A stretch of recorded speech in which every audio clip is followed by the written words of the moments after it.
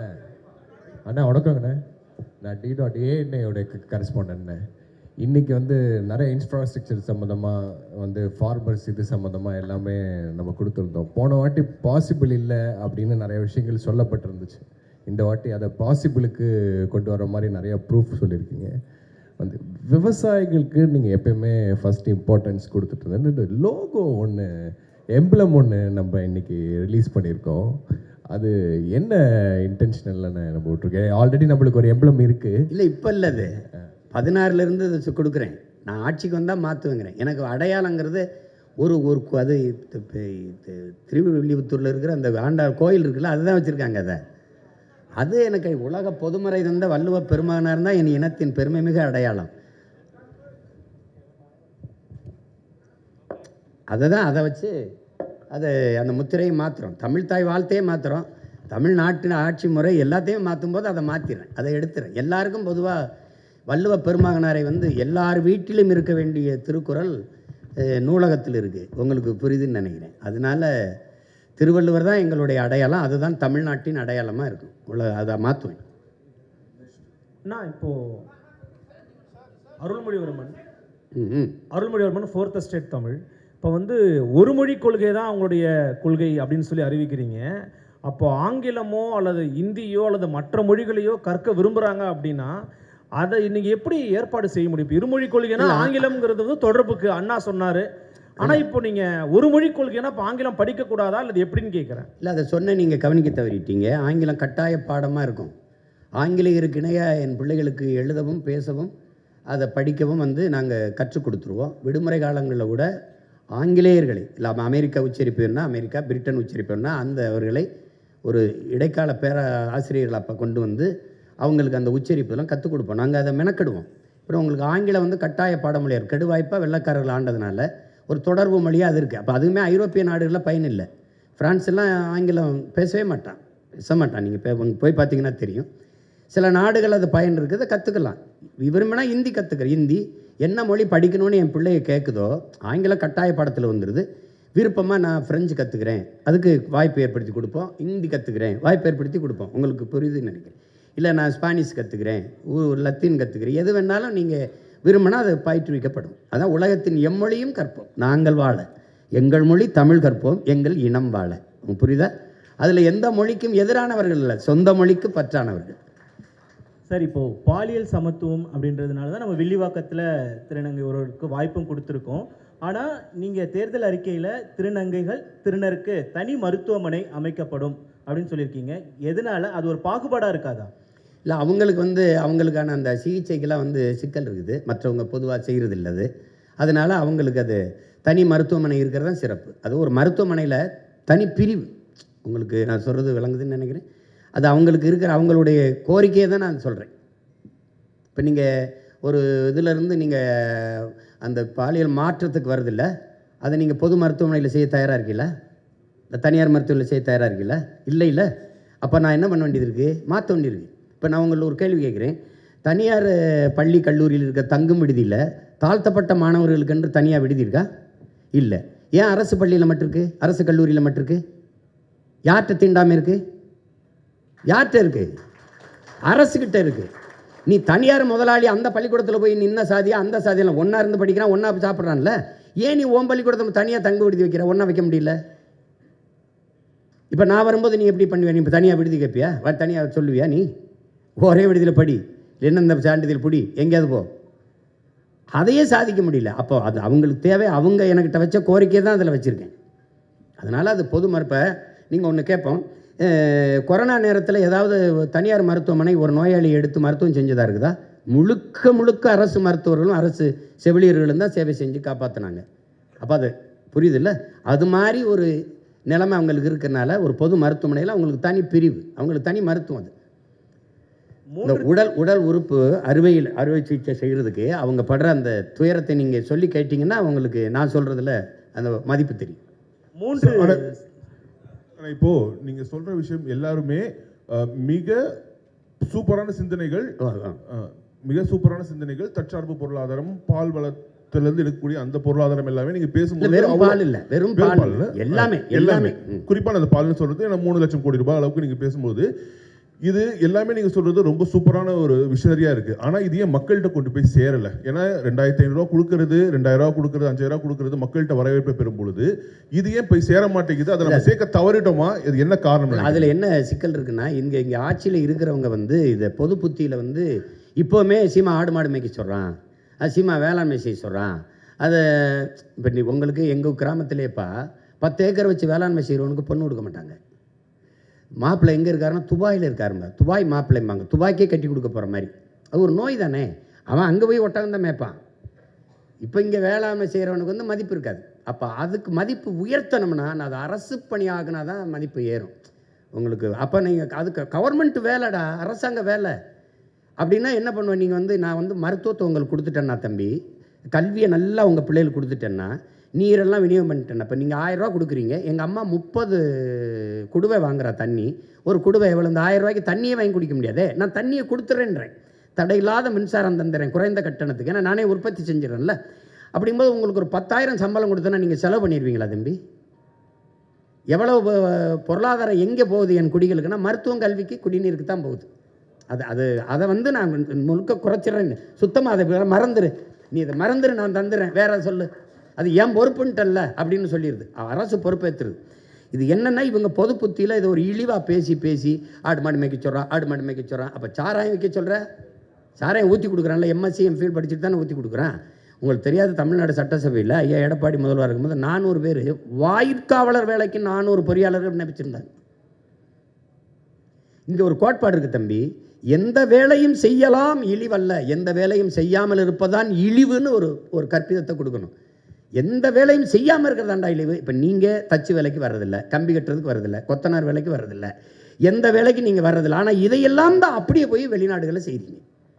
அப்போ அது என்னென்னா, கழிவறை கழுவுனாலும் கண்ணுக்கு தெரியாமல் இப்போ கழுவணுங்கிற உளவியல் நோய். அதுதான் தப்புங்கிறேன் நான், அது தப்புங்கிறேன். நீ எந்த வேலையும் செய்யலாம், மதிப்பு மிக்கது. அப்போ அதை கொண்டு வரணும்னா நான் அரசுன்னு சொன்னால் தான் அது பெருமைக்குரியதாக தெரியுது. அப்போ நான் வரும்போது ஒரு தடவை பண்ணி காட்சிட்டேன்னா சரிதான் அப்படின்னு மக்களுக்குள்ளே அதான் சொல்லணும், ஒரு விழிப்புணர்வு வரணும். இப்போ இலவசத்தில் இழக்கிறாங்க. இந்த பணத்தை எங்கேருந்து? இப்போ 5000 ரூபா 6800 கோடி முதலில் பேசுகிறோம். என்னைய முறியடிக்க இவர் இதோ சொல்லுவார், இது சொல்லுவார். கியூபா வேறு ஏதாவது வளம் இருக்கா கரும்பை தவிர? இல்லை. நார்வே, டென்மார்க்கில் மாடு தவிர ஏதாவது வளம் இருக்கா? பிரேசில் கரும்பு, பசு, அது தவிர வேறு ஏதாவது வளம் இருக்கா? அந்த நாடெல்லாம் தற்சார்பு அடையலையா? அப்போது ஒரு வளத்தை வச்சு ஒரு நாடு சிறந்த கட்டமைப்புகள் இருக்கும்போது இவ்வளவு நிலமும் வளமும் வச்சு மனித ஆற்றலை வச்சு ஏன் நாடு ஏன் வறுமையில் இருக்குது? ஏன் நாடு ஏன் இலவசத்துக்கு இருக்குது? எனக்கு எல்லாம் இருக்குது. நான் ஏன் கையேந்தணும் சாப்பாட்டுக்கு, இலவசத்துக்கு? இப்போ அது வந்து அந்த அருமை புரியாது. நீங்கள் எடுத்தோடனே தம்பி அண்ணன் உங்களுக்கு சொல்கிறேன், பெட்டி கடைக்கு போனீங்கன்னா வாழைப்பழம் அப்படி தொங்கும், இப்படி வாழைத்தார் இப்படி தொங்கும், அது தலைகளாக நிற்கும், தவம் இருக்கும். என்னை சாப்பிட்டுட்டே, நான் நல்லவன்டாட்டே, உனக்கு நல்லதுராட்டே, என்னை சாப்பிட்றான்னு அதை கவனிக்க மாட்டான். இப்படி உள்ளே வச்சுருப்பான் சிகரெட்டு, பான்பராக்கு, அதை வாங்கிட்டு குடிச்சிட்டு போவான். இப்போ ரொம்ப நாளாக நான் தலைகளாக தொங்குறேன் இந்த வாழைப்பழம் மாதிரி, அது ஏற்று பார்க்கல. இதைத்தான் ஐயா இறை என்று சொல்கிறாங்க. இந்த மக்கள் பாதரச வெளிச்சத்தில் பௌர்ணமி வெளிச்சத்தை மறந்தவர்கள், இவர்கள் வண்ண வாசனை திரவியத்தின் வாசத்தில் வண்ண மலர்களின் வாசத்தை மறந்தவர்கள்னு. அப்படி தான் விழிப்புணர்வற்ற சமூகத்தில் நடிப்பவனுக்கே முதலிடம் கிடைக்குங்கிறார் ஐயா. அதுக்கு சான்றுன்னு சொல்கிறாரு. எப்படின்னா, ஒரு பள்ளிக்கூடத்தில் மாறுவேட போட்டி நடக்குது, சார்லி சாப்ளின் மாதிரி நடிக்கணும். முதல் பரிசு ஒரு மாணவன் வந்துட்டான், 2வது பரிசு ஒரு மாணவன் வந்துட்டான், 3வது பரிசு ஒரு ஆள் வர்றாரு. அது உண்மையிலே சார்லி சாப்ளினுக்கு 3வது பரிசு. பார்த்தீங்கன்னா அவரை மாதிரி நடித்தவன் முதல் பரிசு, அவருக்கு 3வது பரிசு. அப்போ நடிப்பவனுக்கே முதலிடம் கிடைக்கும் விழிப்புணர்வற்ற சமூகத்தில்னு எழுதுறவள ஐயா எழுதியிருக்காரு.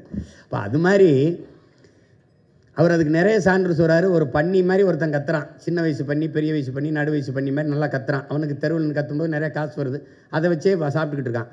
ஒரு நாள் என்னை மாதிரி ஒருத்தன் வரான், டேய் உன்னை விட அருமையாக நான் கற்றுண்டான்னு கத்துனோடனே கத்தி காட்டுறேன். போட்டி இந்த மாதிரி மேடையில் எல்லாம் உட்காந்துருக்கான் அவங்கள மாதிரி. நான் கத்துறேன், இவன் போலி அவன் தான் நல்லா கத்துறான், ரொம்ப நாளாக கத்திக்கிட்டு இருக்கவனுக்கு தான் ஆதரவு அதிகமாக இருக்குது. கடைசியாக ஒரு நாய் நீ பாட்டுற அப்படின்னு ஒரு சாக்கு, ஒரு கோணி சாக்கு போட்டு இருந்தால் உண்மையிலே ஒரு பன்னி படுத்துருக்கு. அதுதான் இவ்வளோ நேரம் கத்திச்சு.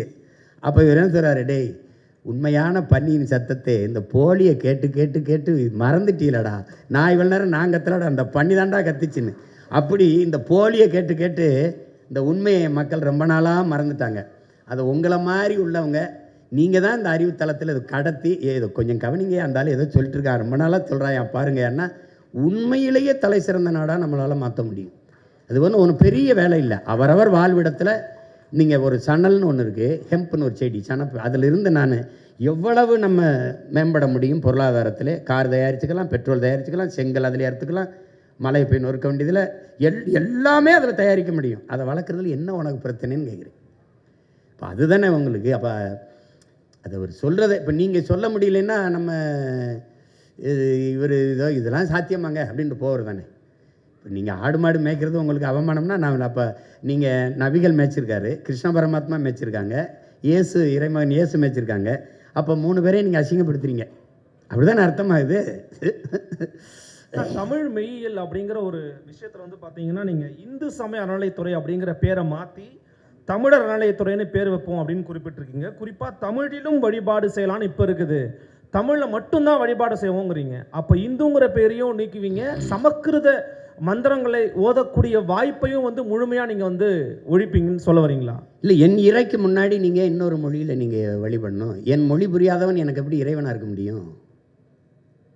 நீங்கள் கிறிஸ்தவ வந்து இது சொல்கிறாங்க, அங்கே பள்ளிவாசலில் சொல்லுவேன், இந்த கேள்வியெல்லாம் கேட்கக்கூடாது. அது என் இறையில் அந்த மார்க்கம் வந்து அரபியாவிலிருந்து வந்தது, நாங்கள் என் மக்கள் ஏற்றுக்கொண்டார்கள். அவங்க இன்னும் வந்து வழிபாட்டை தவிர, அந்த பாங்க ஒளியை தவிர மீதி எல்லாமே தமிழில் தான் சொல்லுவாங்க. நான் எத்தனையோ திருமணங்களுக்கு சாட்சியான் என்று கையெழுத்திட்டிருக்கேன். புரியுதா உங்களுக்கு? ஒருவருக்கொருவர் அன்பு கொண்டு நயசித்து அப்படி தான் பேசுவாங்க. நீங்கள் அவன் வந்து முதல்ல கிறிஸ்தவ மதத்தை பரப்ப முடியல, அவன் லத்தீன் ஸ்பானிஷ்லாம் சொல்லிகிட்டு இருந்தான். கடைசியாக என்ன பண்ணுறேன்னா அவனவன் தாய்மொழியில் வழிபடலாம்னு சொன்ன பிறகு பரலோகத்திற்கு எங்கள் பிதாவேன்னா உம்முடைய ராஜ்யம் வருகன்னா அதை பின்னாடி தமிழ் மீது பற்றுக்கொண்ட இளம் குருமார்கள் வரும்போது விண்ணுலகில் இருக்கும் என் தந்தையை உம்முடைய அரசு வருக. புரியுதா உங்களுக்கு? தூய தமிழுக்கு வந்துட்டான். பதாசுதன் பரிசுத்தாவியை தூக்கிட்டு தந்தை மகன் தூயாவின்னு வந்துட்டான். நீ என் இறை நக்கீரா உன் தமிழோடு சற்று விளையாடவே நான் வந்தேன்னு சொன்ன சிவன் அவ்வையே உன் தமிழில் பருகவே நான் வந்தேன்ங்கிற சொல்கிற முருகப்பெருமானுக்கு முன்னாடி நீ என் தமிழில் ஏன் சொல்லலை? எனக்கு திருப்புறங்கள் இருக்குது, திருமுருகாற்றுப்படை இருக்குது, பாட வேண்டியதானே, பக்தி திருமுத்து பாட வேண்டியதானே. சொல்லுங்கள், என்ன நமச்சிவாய வாழ்க நாதன் தாழ்வாழ்க இமைப்பொழுதும் என் நெஞ்சில் நீங்காதான் தாழ்வாழ்க பாட முடியாதா? ஆகமமாய் நின்று அன்னிப்பான் தாழ்வாழ்க பாட முடியாதா? இப்போ எதுக்கு தேவாரம் திருவாசம்லாம் எதுக்கு இருக்குது? திருவாசத்துக்கு உருவாதார், ஒரு வாசத்துக்கு உருவார். திருவாசத்தை மொழிபெயர்த்த செய்ய போப்பு அழுதுட்டு போயிட்டான். நீ என்ன உங்களுக்கு பிரச்சனை? என்ன உங்களுக்கு பிரச்சனை? என் இறைக்கு முன்பு என் மொழியில் வழிபடணும், அதுதானே முக்கியம். அது சொல்கிறதுல உங்களுக்கு என்ன பிரச்சனை? யார் வேணாலும் அர்ச்சகராகலாம்ங்கிறதுல பிரச்சனை இல்லை. என் அன்னை தமிழில் அர்ச்சனை இருக்கணுங்கிறது தான் எனக்கு பிரச்சனை. நீங்கள் அதுதான் முதன்மையானது. அங்கே ஏன் ஆள் உட்காந்துட்டு அங்கேயும் போய் சமஸ்கிருதத்தில் சொல்லலான்னா அதுக்கு அவங்களே சொல்லிட்டு போயிடலாமே. விளங்குதா?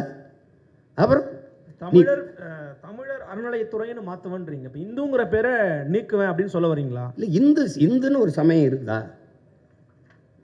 இது கூட்டு பொரியல் அவியல் சாம்பார் மாதிரி எல்லாம் சேர்த்து சாப்பாடு மாதிரி. சமணன், பௌத்தன், சீக்கியன், உங்களுக்கு தெரியும், இங்கே வைணவன், எல்லாரும் சைவன், எல்லாரும் சேர்த்து இந்துன்னு சார் வில்லியம் ஜோன்ஸ் போட்ட கையெழுத்தில் ஆகிறோம். என் சமயம் சைவம், நான் சிவனை வழிபடுகிற சிவசமயம். என் சொத்து பத்திரத்தில், எங்கள் வீட்டில் எங்கள் அப்பாவோட சொத்து பத்திரத்தில் சிவசமயம்னு இருக்குது. என் கோத்திரம் வந்து என் மகனுக்கு எனக்கு சிவ கோத்திரம்.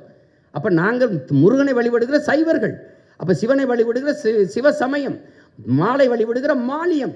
திருமாலுங்கிறது எந்த மொழி சொல் சொல்லுங்கள்? எங்கள் மாயவன் கண்ணன் ஆகிறான். கண்ணன் என்றாலும் மால் என்றாலும் கருப்பு. வணங்குகிற தெய்வத்தை நாங்கள் மரியாதையாக அழைக்கணும்னு, மதிப்போடு அழைக்கணும்னு திருமால் பெருமாள்னு அழைக்கிறோம். என் பெருமாள் கோயிலே எங்கள் ஆண்டாள் பாடின பாசுரங்களை பாட வேண்டியதானே. அதில் என்ன உனக்கு பிரச்சனை? ஆண்டாள் என்ன மொழியில் பாடினா அது என்ன பிரச்சனை உனக்கு? என்ன எங்கள் பெருமாள் கோச்சிட்டு போயிடுவார? 63 நாயன்மார்கள் இருந்த தேவாரத்தை பாட வேண்டியதானே, என்ன பிரச்சனை உனக்கு? இப்போ நான் சொன்ன மந்திரத்தை நான் பாடவா? இப்போ திருவாசத்தை பாடவா? எங்கள் சிவன் கோச்சிட்டு போயிடுவானா? அவன் தான் சொல்கிறானே, மணி நெற்றி உமிழ்ச்சங்கள் தளல்புரை சடர் சுடர் கடவுள் தந்த தமிழ்ங்கிறான். சிவபெருமானே தந்த மொழிடா அப்படிங்கிற அந்த மொழியை நீ பாடாம நீ என்ன பண்ணுவீங்க? நீங்கள் முதல் சமித்தங்கத்தின் தலைவனே அவன் தானுங்கிறதானே இலக்கியம் சொல்லுது. அப்புறம் பின்ன என்ன? நீ வேற ஏதோ நான் அமெரிக்காவில் போயிட்டு தமிழிலும் அப்படின்னு போட்டால் பரவாயில்ல. கோயிலை கட்டுறது நான், முன்னாடி இறைவனாக இருக்கிறவன் அவன், எழுதுனது எங்காலு. அப்போ என் மொழி என் இறைக்கு முன்னாடி நான் பேச வேண்டியதானே. அதனால் தமிழர் சமய அறநிலை தான். என் முருகனை, என் சிவனை, என் மாயவனை வழிபடுறதுக்கு எதுக்கு இப்போ இந்து சமயம் இருக்குது? இப்போ ஆந்திராவில், இப்போ நீங்கள் வந்து நான் அங்கே வட இந்தியாவில் இருக்கிற தெய்வங்கள் ஒன்று இருக்குது. இப்போ நீங்கள் அப்போ இந்து சமயம் போடுவீங்களா? அது எப்படி போடுவீங்க?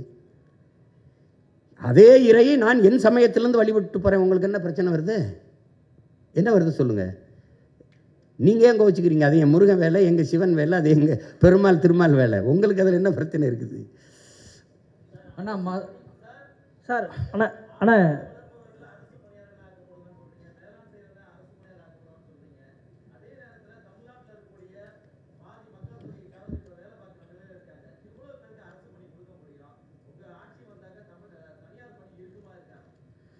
நீங்கள் இப்போ எது தனியார் பணின்னு சொல்லுங்கள். எந்த பணி இருக்குன்னு சொல்லுங்கள் உங்களுக்கு. யாரோட தொழிற்சாலை? கொண்டாய் முதலாளி அவர் இங்கே வந்தார். 1 டன் எடையுள்ள கார் தயாரிக்க 4,50,000 லிட்டர் தண்ணீர் தேவைப்படுது. அது மறை நீர்னு சொல்கிறோம், ஆங்கிலத்தில் வெர்ச்சுவல் வாட்டருங்கிறோம். 15 லட்சம் கார் 50 லட்சம் கார் ஏற்றுமதி செய்கிறீங்க. நீங்கள் இந்த கொரியன் முதலாளிக்கு தமிழ்நாட்டு இளைஞருக்கு வேலை கொடுக்கணும்னு என்ன மாரியத்தாவில் வேண்டிட்டாரா, இல்லை திருப்பதி வெங்கடாசலில் வேண்டிட்டாரா? இங்கே மனித உழைப்பு மலிவாக கிடைக்குது. நிலத்தடி நீரை வனவலால் உறிஞ்சிக்கலாம். உற்பத்தி செய்கிற பொருளை விரைந்து எடுத்துகிட்டு போல 8 வழிச்சாலை 4 வழிச்சாலை இருக்குது. தடையற்ற மின்சாரம். ஒரு அரை மணி நேரம் மின் இழப்பு ஏற்பட்டால் உற்பத்திக்கு ஏற்படுற இழப்பை மத்திய மாநில அரசுகளை ஈடுகட்டும்னு புரிந்துணர்வு ஒப்பந்தம் இருக்குது. அதனால் நீ வர்ற, எனக்கு வேலை கொடுக்க வர்ற, உனக்கு வேலை தானே வேணும், அரசாங்க வேலை. நான் தர்றேன் அதே நிலத்தை வச்சு. உனக்கு என்ன பிரச்சனை? காரை ஏற்றுமதி செய்கிற, சோறை இறக்குமதி செய்கிற. நான் சோறை ஏற்றுமதி செய்கிறேன், காரை இறக்குமதி செய்கிறேன். That's all your honour. நீங்கள் என்ன நீங்கள் போயிட்டுருக்கிறீங்க? நீங்கள் ஒரு ஆரஞ்சு பழத்தை விளைய வச்சான் ஃப்ரான்ஸு, 50 லிட்டர் தண்ணீரை குடிக்குது.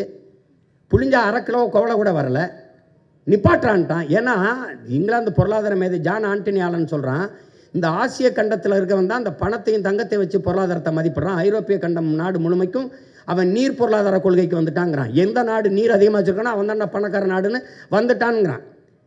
அப்போ நீ என்ன பண்ணுறான்? அவன் ஃப்ரான்ஸ் ஆக நீர் ரொம்ப திங்குற, கண்ணுக்கு தெரியாமல் களை போதுறான், நிப்பாட்டான்ட்டான்.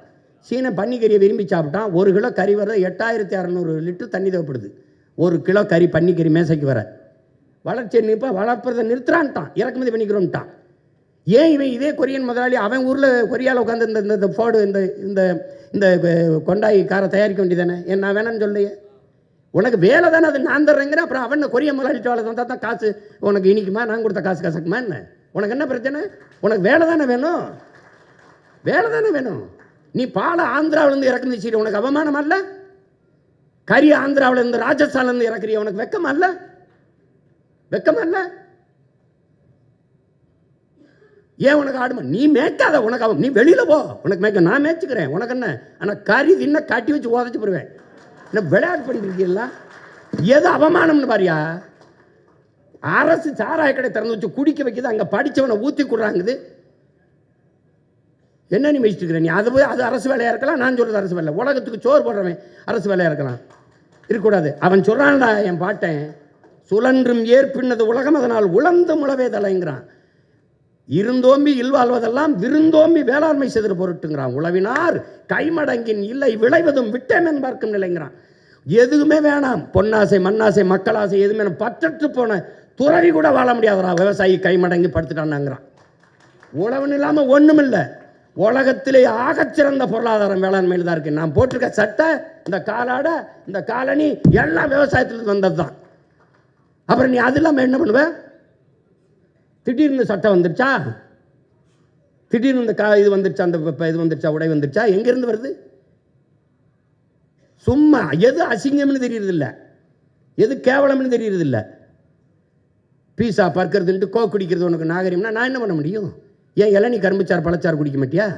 சட்டம் வருது, தேசிய குடிபானம்னு வருது. கரும்புச்சார் பதநீர் இளநீர் பழச்சாறு வரும்.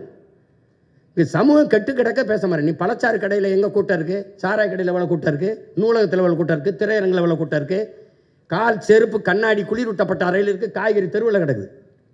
இதை மாற்றணுங்கிறேன். அதுக்கு தான் தலைகீழ் மாற்றம்னு சொல்கிறேன். புரட்சி என்பது தலைகீழ் மாற்றம்ங்கிறேன்.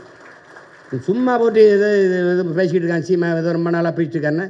நீ வாய்ப்பு தரலை, சரிதான் ஆண்டுட்டு. ஐயா ஸ்டாலின் ஆட்சியில் 5 வருஷம் வாழ்ந்துட்டேன், அந்த ஐயா எடப்பாடி 4 வருஷம் ஆண்டுட்டேன். ஒரு தடவை கொடுத்துப்பாரு, நல்லானே வெரைட்டி வெட்டி அடி, கல்லெடுத்து கூட ஏறி சிலுவையில் கூட அற, ஒரு தடவை கூடு. அப்போ தெரியுமில்ல அது கற்பனையா இல்லை அது நிஜமான உனக்கு தெரியும், உண்மையானு தெரியும். எவ்வளவு திறமை இருந்தாலும் வாய்ப்பு இல்லைன்னா எப்படி இது எப்படி வெளியில் தெரியும்? நான் 15 வருஷமாக கத்துறேன், இதுக்கு மேலே கத்தவே முடியாத அளவுக்கு கத்திட்டேன். அப்புறம் அது எப்படி செஞ்சிருவா, எப்படி வேலை கொடுக்குறேன்னா இல்லையான்னு மட்டும் பாரு. தம்பி, ஒரு மீன் குழம்பு வைக்கிற சட்டி எத்தனை ரூபாய்ன்னு நினைக்கிறீங்க அமெரிக்கா? 13,000 ரூபா. ஒரு கயத்து கட்டில் 40,000 ரூபா. ஒரு ஓலைக்கொட்டம் 500 ரூபா.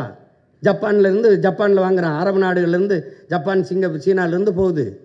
சந்தை பொருளாதாரம் எங்கே இருக்குன்னு தெரியல. திடீர்னு தக்காளி வர ஏறினவன என்ன பாடுபட்டிய தக்காளி விற்றே ஒருத்தன் பல லட்சம் ரூபா கொண்டு வந்துட்டான்றான். தக்காளி நான் கத்திரி கிடந்தான். அப்புறம் வெங்காயம் தான். அப்போல்லாம் எனக்குள்ள சிரிப்பாக வரும். என்னவோ ஒன்று உங்களுக்கு இது என்ன பண்ணுறது? சரி போங்க. இனிமேல் நாங்கள் சொல்லணும், போலிகளை கண்டு ஏமாறாதீர்கள், எங்களுக்கு வேறெங்கும் கிளைகள் இல்லை அப்படின்னு பேசணும் போல இருக்கு. ஆனால் இப்போ இந்த தூய்மை பொறியாளர் அப்படின்ற ஒரு தலைப்பில் வந்து என்ன சொல்லிட்டீங்கன்னா, ஒரு குறிப்பிட்ட இனக்குழுவை சேர்ந்தவர்கள் மட்டுமே தூய்மை பணியாளர் அந்த பணியில் இருக்காங்க. இதை முற்றிலும் தடை செய்யணும்னு சொல்லியிருக்கீங்க. முற்றிலும் தடை செஞ்சுட்டா அதுக்கு மாற்று என்ன அப்படின்ற ஒரு கேள்வி இருக்குது. ரெண்டாவது, இதை வந்து ஒரு பெருமைக்குரிய அரசு பணியாக்கணும் அப்படின்ற ஒரு வாக்குறுதி கொடுத்துருக்கீங்க. ஆனால் சமீபத்தில் இந்த தூய்மை பணியாளர் போராட்டம் எடுக்கும்போது அவர்களை பணி நிரந்தரம் பண்ணணும் அப்படின்ற கோரிக்கை வந்தப்போ ஒரு அரசியல் கட்சி தலைவர் வந்து பண்ணக்கூடாது அப்படின்றதும் சொல்லியிருக்காரு. ஸோ இது எப்படி முரண்பாடுகள் வரது எப்படி பார்க்குறீங்க? இல்லை நம்ம வந்து இதில் என்ன தம்பி, ஒரு குறிப்பிட்ட சமூகம் செய்கிறதுங்கிறப்ப தான் இது இவங்க வந்து அது இழிவாக்குறதுறாங்க. இப்போ வேளாண்மை வந்து நான் ஒன்று சொல்கிறேங்க, வேளாண்மை செய்கிற வேளாளர் உங்களுக்கு புரியுதா? இப்போ கடலில் வேளாண்மை, இப்போ மீன் பிடிக்கிறவர் மீனவர்னு நீங்கள் சொல்கிற நம்ம பிரிக்கிறோம். இப்போ நான் வேட்டையாடுறேன், விடுமுறை காலங்களில் வேட்டையாடுறேன், நான் வேடுவன் ஆயிடுறேன், நான் குறவர் ஆயிடுறேன். நான் ஆடு மாடு வளர்க்குறேன், நானும் ஆயர் ஆயிடுறேன். நான் வேளாண்மை செய்கிறேன், வேளாளர் ஆயிடுறேன். எங்கள் உறவுகள் கடலில் மீன் பிடிக்கிறாங்க, நான் கம்மாயில் மீன் பிடிக்கிறேன், நானும் மீனவர் ஆயிடுறேன். உங்களுக்கு புரியுதுன்னு நினைக்கிறேன். இப்போ எந்த வேலையும் யாரும் செய்யலாம். நீ ஒரு இழிவுன்னு கருதாத, அது அரசு வேலையாக்கு, படித்தவன் படிக்காதவன் எல்லாரும் செய்யலாம். இந்த முறையை மாற்றிடுவோங்கிற துப்புரவு பணியில் இப்போ அமெரிக்கா, சிங்கப்பூர்லாம் எப்படி பண்ணுது? ஒரு நவீனமாக நல்ல சுகாதாரமாக பூட்ஸு கிட்ஸு க்ளவுஸ்லாம் போட்டு வண்டி வச்சு சுத்தமாக எடுக்கலாம். முதல்ல குப்பை இல்லாத நகரத்தை உருவாக்க நம்ம கற்றுக்குருவோம். எதுக்கு தூய்மை, எதுக்கு நீங்கள் அசுத்தமாகுது, எதுக்கு குப்பை வருது, எப்படி வருது? ஏன் நீ வீட்டை நீ குப்பையாக போடுவியா? அப்போ எப்படி நாட்டை குப்பையாக்குற? நான் வரும்போது நீ அப்படிலாம் குப்பையை போட முடியாது. எல்லாம் தெருவேல்னு எங்கே பார்த்தாலும் உன் வீட்டுக்குள்ளே தவிர வெளியில் நடந்தீங்கன்னா 2 கண்ணு பார்த்துக்கிட்டே இருக்கும். முழுக்க கண்காணிப்பு கருவிகளால் கண்காணிச்சிருவேன். நீ தப்பிக்கவே முடியாது. நீ குப்பையை அங்கேருந்து தூக்கி போடுறது அதெல்லாம் பண்ண முடியாது. குப்பையை கூட ஒழுங்காக போட தெரியாத நாடு குப்பை மேடாக தானே போகும். அதனால தான் அவங்க தூய்மை பணியாளர் என்பதையும் தாக்கி தூய்மை பொறியாளர்கள்னு மாற்றி அதை அரசு பணியாக மாற்றுவேன்னு சொல்கிறேன். நீங்கள் அந்த பணியை நீங்கள் எதுக்கு, நான் அதுக்கு குப்பையில் தான் வச்சுக்கிறேன்னு நினைக்கிறீங்களா? மரக்கன்று நடக்கூடாதா? சொல்லுங்கள், மரக்கன்று நடக்கூடாது, மற்ற வேலைக்கு பயன்படுத்தக்கூடாதா? இந்த 10 ஆண்டு பசுமை திட்டம், பல கோடி பணத்திட்டத்தில் பல பேர் வேலைக்கு எடுப்பேன். அப்போ அந்த இடத்துல நீங்கள் வந்து அந்த பகுதி நேரம் போக, இப்போ தென்கொரியாவில் அவர் என்ன சொல்கிறார், போய் நீ பகுதி நேரம் சண்டை வரும்போது சண்டை போடு, இப்போ மாடு மேயின்னு சொன்னாரா இல்லையா? சொல்லுங்கள். நான் சொன்னதை சிரிக்கிறீங்கல்ல. இப்போ நான் சொல்கிறது தானே அவர் இப்ராஹிம் ட்ரோரே பண்ணி கொண்டிருக்கிறாரு. ஒரு சின்ன பையன் வந்து ஒரு திணின்னு ஒரு நிலத்துக்குள்ளே அவளை பண்ணும்போது நம்மளால் பண்ண முடியாதா? ஒரு கனவு இருக்கணும்ல. இப்போ நான் சொல்லும்போது சிரிக்கிறீங்களா? கெஜ்ரிவால் எப்படி பண்ணாப்புல? அந்த 5 ஆண்டுக்குள்ளே அந்த இதில் பண்ணிட்டார்ல, அவளை தூக்கி கொண்டு வந்துட்டார்ல. 60 ஆண்டுகளை நீ பண்ணலையே. அப்போ உனக்கு நோக்கம் இல்லை, அவனுக்கு நோக்கம் இருந்தது. தான் அங்கே அந்த பெரிய மனுஷன் அந்த பினராயி விஜய் எப்படி தரத்தை உயர்த்தி கொண்டு போயிட்டாப்புல. பிள்ளைகளுக்கு முதல்ல கொடுக்க வேண்டியது அறிவு தானே, அதை கொடுக்க உனக்கு வக்கு இல்லை. அப்புறம் என்ன நீங்கள் குடிக்கணும்? நீ படிக்க வைக்கிறத விட்டு குடிக்க வைக்கிறதுல கவனம் பண்ணிட்டு இருக்க. 2000 அரசு பள்ளியை மூடுற, 2000 மதுக்கடையை கூட்டுற. சார் ஆனால் சார் அருந்ததிற்கான உள்ளொதுக்கீடுக்கு வந்து எதிர்ப்பு தெரிவிக்கிறோன்னு சொல்லியிருக்கீங்க. அப்போ உங்களோட நிலைப்பாடு அதில் என்ன, இல்லை மாற்ற வழி? இல்லை நீங்கள் எந்த குடிகளினுடைய இடப்பகிர்வு, ஒதுக்கீடுன்னு சொல்லக்கூடாது, ஏன்னா ஒதுக்கீடு பண்ணி தான் நம்மளை ஒதுக்கிட்டாங்க. இடப்பகிர்வு தான் பகிர்வு. அதில் என்னென்னா, எங்கள் பாட்டனார் அயோத்தியாஸ் என்ன சொல்கிறாரு, நீங்கள் சமபங்குங்கிறத நான் எதிர்க்கிறேங்கிறாரு. அதுதான் அதுக்கப்புறம் பின்னாடி அண்ணல் அம்பேத்கர் அந்த வலியுறுத்துறாரு. எப்படின்னா, சமபங்குன்னா நீங்கள் பன்னெடுங்காலமாக நீங்கள் மாளிகையில் இருப்பீங்க, நான் மண் குடிசையில் இருப்பேன், நீங்கள் மேட்டில் இருப்பீங்க, நான் பள்ளத்தில் இருப்பேன். அப்புறம் நீங்கள் கல்வி மறுக்கப்படாத சமூகம், நான் கல்வி பல 1000 ஆண்டுகளாக 100 ஆண்டுகளாக மறுக்கப்பட்ட சமூகம். இப்போ 2 பேரும் ஒரு இடத்துக்கு வரும்போது பொதுத்திறனில் வெல்வது கடினம். இப்போ நீங்கள் எப்படி நீங்கள் கவனிக்கணும்னா, 100 நாள் வேலைக்கு போகிற எங்கள் அம்மாவுக்கு என்ன உப்பு ஊறுகாய் அரிசி பருப்புக்கு வரியோ அதே வரி தான் சரக்கு மற்றும் சேவை வரி அதானி அம்பானி மனைவியும் கட்டுவாங்க. உங்களுக்கு வரி ஒன்றா இருக்குது, வாழ்க்கை தரம் ஒன்றா இல்லை. அப்போ சமபங்கிறது சரியா இல்லை, உரிய உரிமை உங்களுக்கு விளங்குதா? அப்போ அந்த அடிப்படையில் இந்த நாட்டின் குடிகள் எல்லாருக்கும் அவரவர்கள் குடிகளின் எண்ணிக்கைக்கேற்ப உரியதை பிரித்து கொடுக்கப்படணும். அதான் எண்ணி கொடு எடுத்து கொடுக்காதே. அள்ளி கொடுக்காதே அளந்து கொடு அப்படிங்கிற கோட்பாட்டை முன்வைக்கிறதுக்கு காரணம் அதுதான். இப்போ எங்கெல்லாம் குடிவாரி கணக்கெடுப்பு, சாதிவாரி கணக்கெடுப்பு கேட்கறது காரணம், நீண்ட காலமாக ஐயா ராமதாஸ் நாங்கள்லாம் கேட்கறது காரணம் அதான். நீங்கள் அவரவருக்கு உரியது கிடச்சிட்டா சமூகத்தில் போட்டி பொறாமை, உங்களுக்கு உண்டானது உங்களுக்கு கிடச்சிருச்சுன்னா நீங்கள் போயிடுவீங்க, ஒரு பிரச்சனையும் வராது. அவருக்கு உண்டானது கிடச்சிருச்சுன்னா போயிடும். அப்போ எல்லாருக்கும் உரிய கல்வி, வேலைவாய்ப்பு, அரசியல் அதிகாரத்தை சரியாக பிரித்து கொடுக்கறது கொண்டு வந்தது பேர் தான் இந்த சமூக நீதி. உங்கள் விலங்கு தான் அண்ணன் சொல்கிறது. இப்போ நீங்கள் ஐயா நாங்கள் 18 விழுக்காடு எங்களுக்கு இருக்குது. யாருக்கு? பறையர், தேவேந்தருக்கு, ஆதி தமிழ் குடிகளுக்கும் தேவேந்தருக்கு. இதில் திடீர்னு எடுத்து உள்ஒதுக்கீடு 3 விழுக்காடு அருந்ததியர் கொடுத்துட்றாரு. நீ பொதுவில் தானே இப்போ 10 விழுக்காடு எப்படி கொடுத்தாங்க? பொருளாதார அடிப்படையில் பின்தங்கியவர்களுக்கு பொதுவில் இருந்து அதில் தானே கொடுத்துருக்கணும். நீங்கள் அவ்வளோ காலம் ஆட்சியில் இருந்தீங்களா? பொதுவில் இருந்து பிரித்து 3 விழுக்காடு இல்லை 6 விழுக்காடு கூட கொடுங்க. யார் கேட்க போகிறா? எனக்கே 10 நாளே நெளிஞ்ச தட்டில் 4 பருக்கை போட்டு சாப்பிட்ருக்கேன். அதில் 2 எடுத்து கொடுத்தா அப்படி சரி கொடுத்துட்டீங்க விடு. நீ பிசி எம்பிசியிலேருந்து கொடுத்துருக்க முடியுமா? நீ எதை கொடுத்துருந்தா வெளியில் நடமாடி இருக்க முடியுமா? நான் கேட்குறதுக்கு பதில் சொல்லு. நீ எனக்கு குரல் இல்லை, அதிகார வலிமை இல்லை, அரசியல் வலிமை இல்லை, நான் அப்படின்னால நீ டக்குன்னு கொடுத்துட்ட. ஏன்னா நான் கேட்க வேண்டியவெல்லாம் உனக்கிட்டே 2-3 சீட்டுக்கு வந்து நிற்கிறதுனால நீ ஏன் சீட்டு எடுத்து கொடுத்துட்ட. சரி கொடுத்துட்ட. அப்போ அதில் என்ன பண்ணுற? ப்ரியாரிட்டி, முன்னுரிமை, ஃபஸ்ட்டு ப்ரிஃபரன்ஸ்னு ஒரு சரத்தை சேர்க்குறது. அது எப்படி வருதுன்னா நீங்கள் உங்களுக்கு நுட்பம் பாருங்கள். எங்களுக்கு 18 விழுக்காடு இருக்குது, 3 போயிடுச்சு, மீதி 15 இருக்கா? இந்த 15ல் இவங்களுக்கு அவங்க 3 அப்படியே அவங்க வீட்டு சாப்பாடு அவங்கக்கிட்ட அப்படியே இருக்குது. என் வீட்டு சாப்பாடு இருக்குல்ல இந்த 15, இதில் இவங்க சாப்பிட்டது போக மிச்சம் எனக்கு முன்னுரிமை. இதுலேயும் அவங்க வருவாங்க, அவங்களுக்கு போக எனக்கு அப்படின்னு சட்டம். இது எவ்வளோ பெரிய துரோகம் பாரு. இப்போ எப்படின்னா அவங்களுக்கு போக எனக்கு மிச்சம்னா, ஒரு பல்கலைக்கழகத்தில் 4 பேராசிரியர் வேலைன்னா எஸ்சிஏ எஸ்சிஏ எஸ்சிஏ எஸ்சிஏ 5 வேலைன்னா 4 போயிடுது, மீதி 1 இருக்குது. அதில் நான் பறையர் எடுத்துக்கிறதா, இல்லை தேவேந்திரர் எடுத்துக்கிறதா, இல்லை ஷெட்யூல் ட்ரைப்ஸ் பழங்குடி எடுத்துக்கிறதா? 1. இப்போ எவ்வளோ பெரிய துரோகம் இது. நீ என்ன பண்ணியிருக்கணும்? நீ பொதுவிலேருந்து எடுத்து கொடுத்து என்னை பாதிக்காமல் தற்காந்துருக்கணும். நீ எடுத்து கொடுத்துட்டு அதில் முன்னுரிமைன்னு போட்டது தான் சொல்கிறேன். நீ கொடுத்தது தப்பு இல்லை, சரி கொடுத்துட்டா விடு.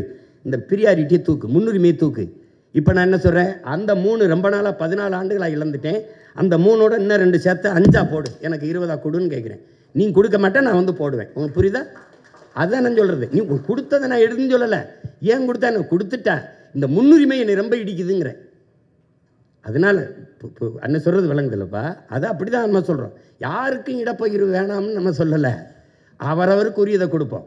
இப்போ நீங்கள் வேறு ஊர்லேருந்து வந்திருக்கீங்களா, பஞ்சாப்லேருந்து உங்களுக்கு கொடுக்குறேன்னா, பஞ்சாபில் எங்கே இருக்குன்னு சொல்லணும். அங்கே வாழ்கிறான்ல அவன் என் ஆளுக்கு கொடுக்கணும். இப்போ ஆந்திராவில் வாழ்கிற எனக்கு கொடுக்கணும். கர்நாடகாவில் 1.25 கோடி நாங்கள் இருக்கோம். அதில் ஆதி தமிழ் குடிகள் நாங்கள் 75 விழுக்காடு, நாங்கள் 75 லட்சம் பேர் இருக்கான். எங்களுக்கு அங்கே எஸ்சின்னு எங்களுக்கு ஏதாவது இடஒதுக்கீடு இருக்கா, சிறப்பு வாய்ப்பு இருக்கா? பாருங்கப்பா இருக்கான்னு பாருங்கள். அதர் பேக்வேர்டில் தான் நாங்கள் இருப்போம், ஓபிசியில் தான் இருப்போம். அப்போ காலங்காலமாக என்னுடைய பெருந்தன்மையும் பேரன்மையும் நீ இழிச்சாத்தனம்னு கருதிடக்கூடாதுல்ல. உன்னுடைய வளம் உனக்குன்னு இருந்துக்கிற. முல்லை பெரியாறு தனியாக இருக்குது, கர்நாடகா தனியாக இருக்குது, என்னுடைய நெய்வேலி உனக்கு, நரிமணம் பெட்ரோல் உனக்கு, அணு உல மின்சாரம் உனக்கு, அணு மின்சாரம் உனக்கு, என் வளம் எல்லாருக்கும். நான் மட்டும் இந்தியனாக இருக்கணும், நீங்கள் கன்னடராகவே இருந்துருவீங்க. நீங்கள் அப்படியே நீங்கள்லாம் உங்கள் மாநிலத்துக்கு உங்கள் ஆளாக இருந்துருவீங்க. எப்படி அண்ணா ஆவின்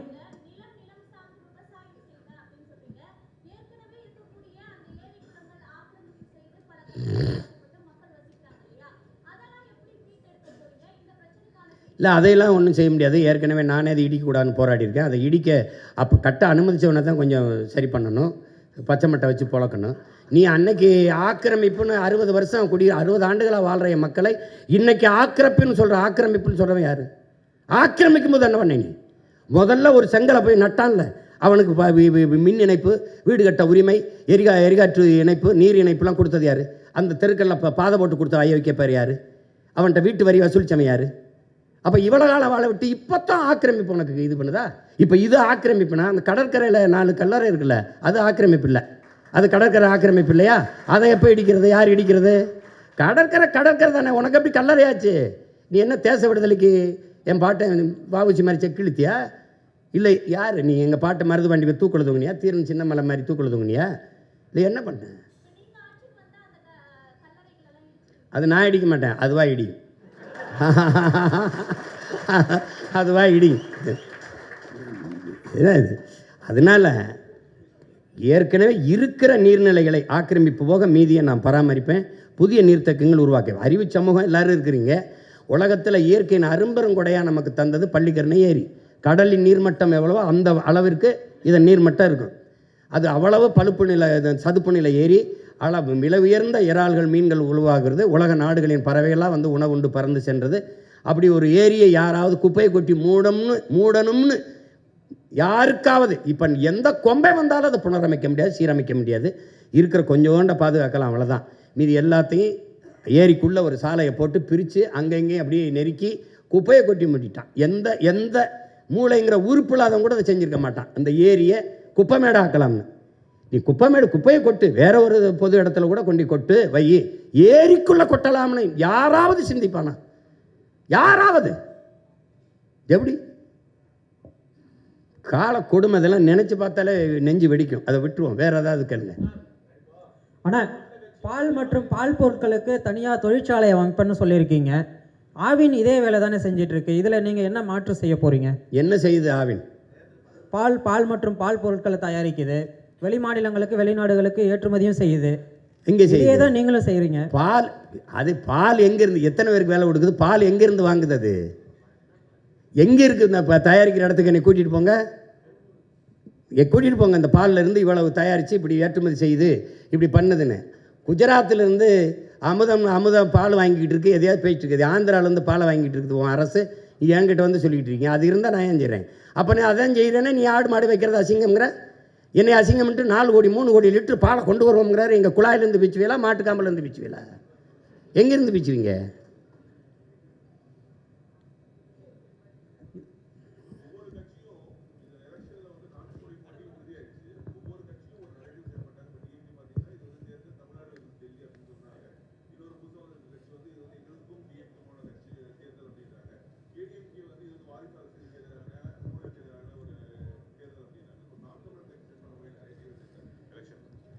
இல்லை, அதில் வந்து உங்களுக்கு தெரியும், இங்கே போட்டிங்கிறது கோட்பாட்டு அளவு போட்டி தான் உங்களுக்கு. இதுவரை இந்த நாட்டில் என் மக்களுக்கு இருக்கிற பிரச்சனைகள், துன்பங்கள் இருக்குல்ல, இந்த பிரச்சனைகள் தினந்தோறும் போராட்டம் நடக்குது. அதை நீங்கள் என்னையோட நீங்கள் ஊடகத்தில் இருக்கிற பிள்ளைகள் நீங்கள் நல்லா கவனிப்பீங்க. ஆசிரியர்கள், படிப்பிக்கிற ஆசிரியர்கள் பாதையில் நிற்கிறாங்க, மருத்துவர்கள் வீதியில் நிற்கிறாங்க, செவிலியர்கள் வீதியில் நின்று போராடுறாங்க, வேளாண்குடி மக்கள் போராடுறாங்க, போக்குவரத்து தொழிலாளர்கள் போராடுறாங்க, துப்புரவு பணியாளர்கள் போராடுறாங்க. எல்லாருமே வீதிக்கு வந்து போராடும்போது அரசு நல்லாட்சி கொடுக்குறேன்னு சொல்லுது. இப்போ கடந்த காலத்தில் நிறைய போராட்டங்கள் வந்ததை நீங்கள் பார்த்துருப்பீங்க. அப்போ அது என்னென்னா, இந்த போராட்டங்களையெல்லாம் கையெழுத்தது யார்? இந்த பிரச்சனைகளை எங்களுக்கு திணித்தது யார்? இவ்வளவு பிரச்சனைகள் இருக்குதே, இதை தந்தது யாருன்னா இவர்கள் தான்.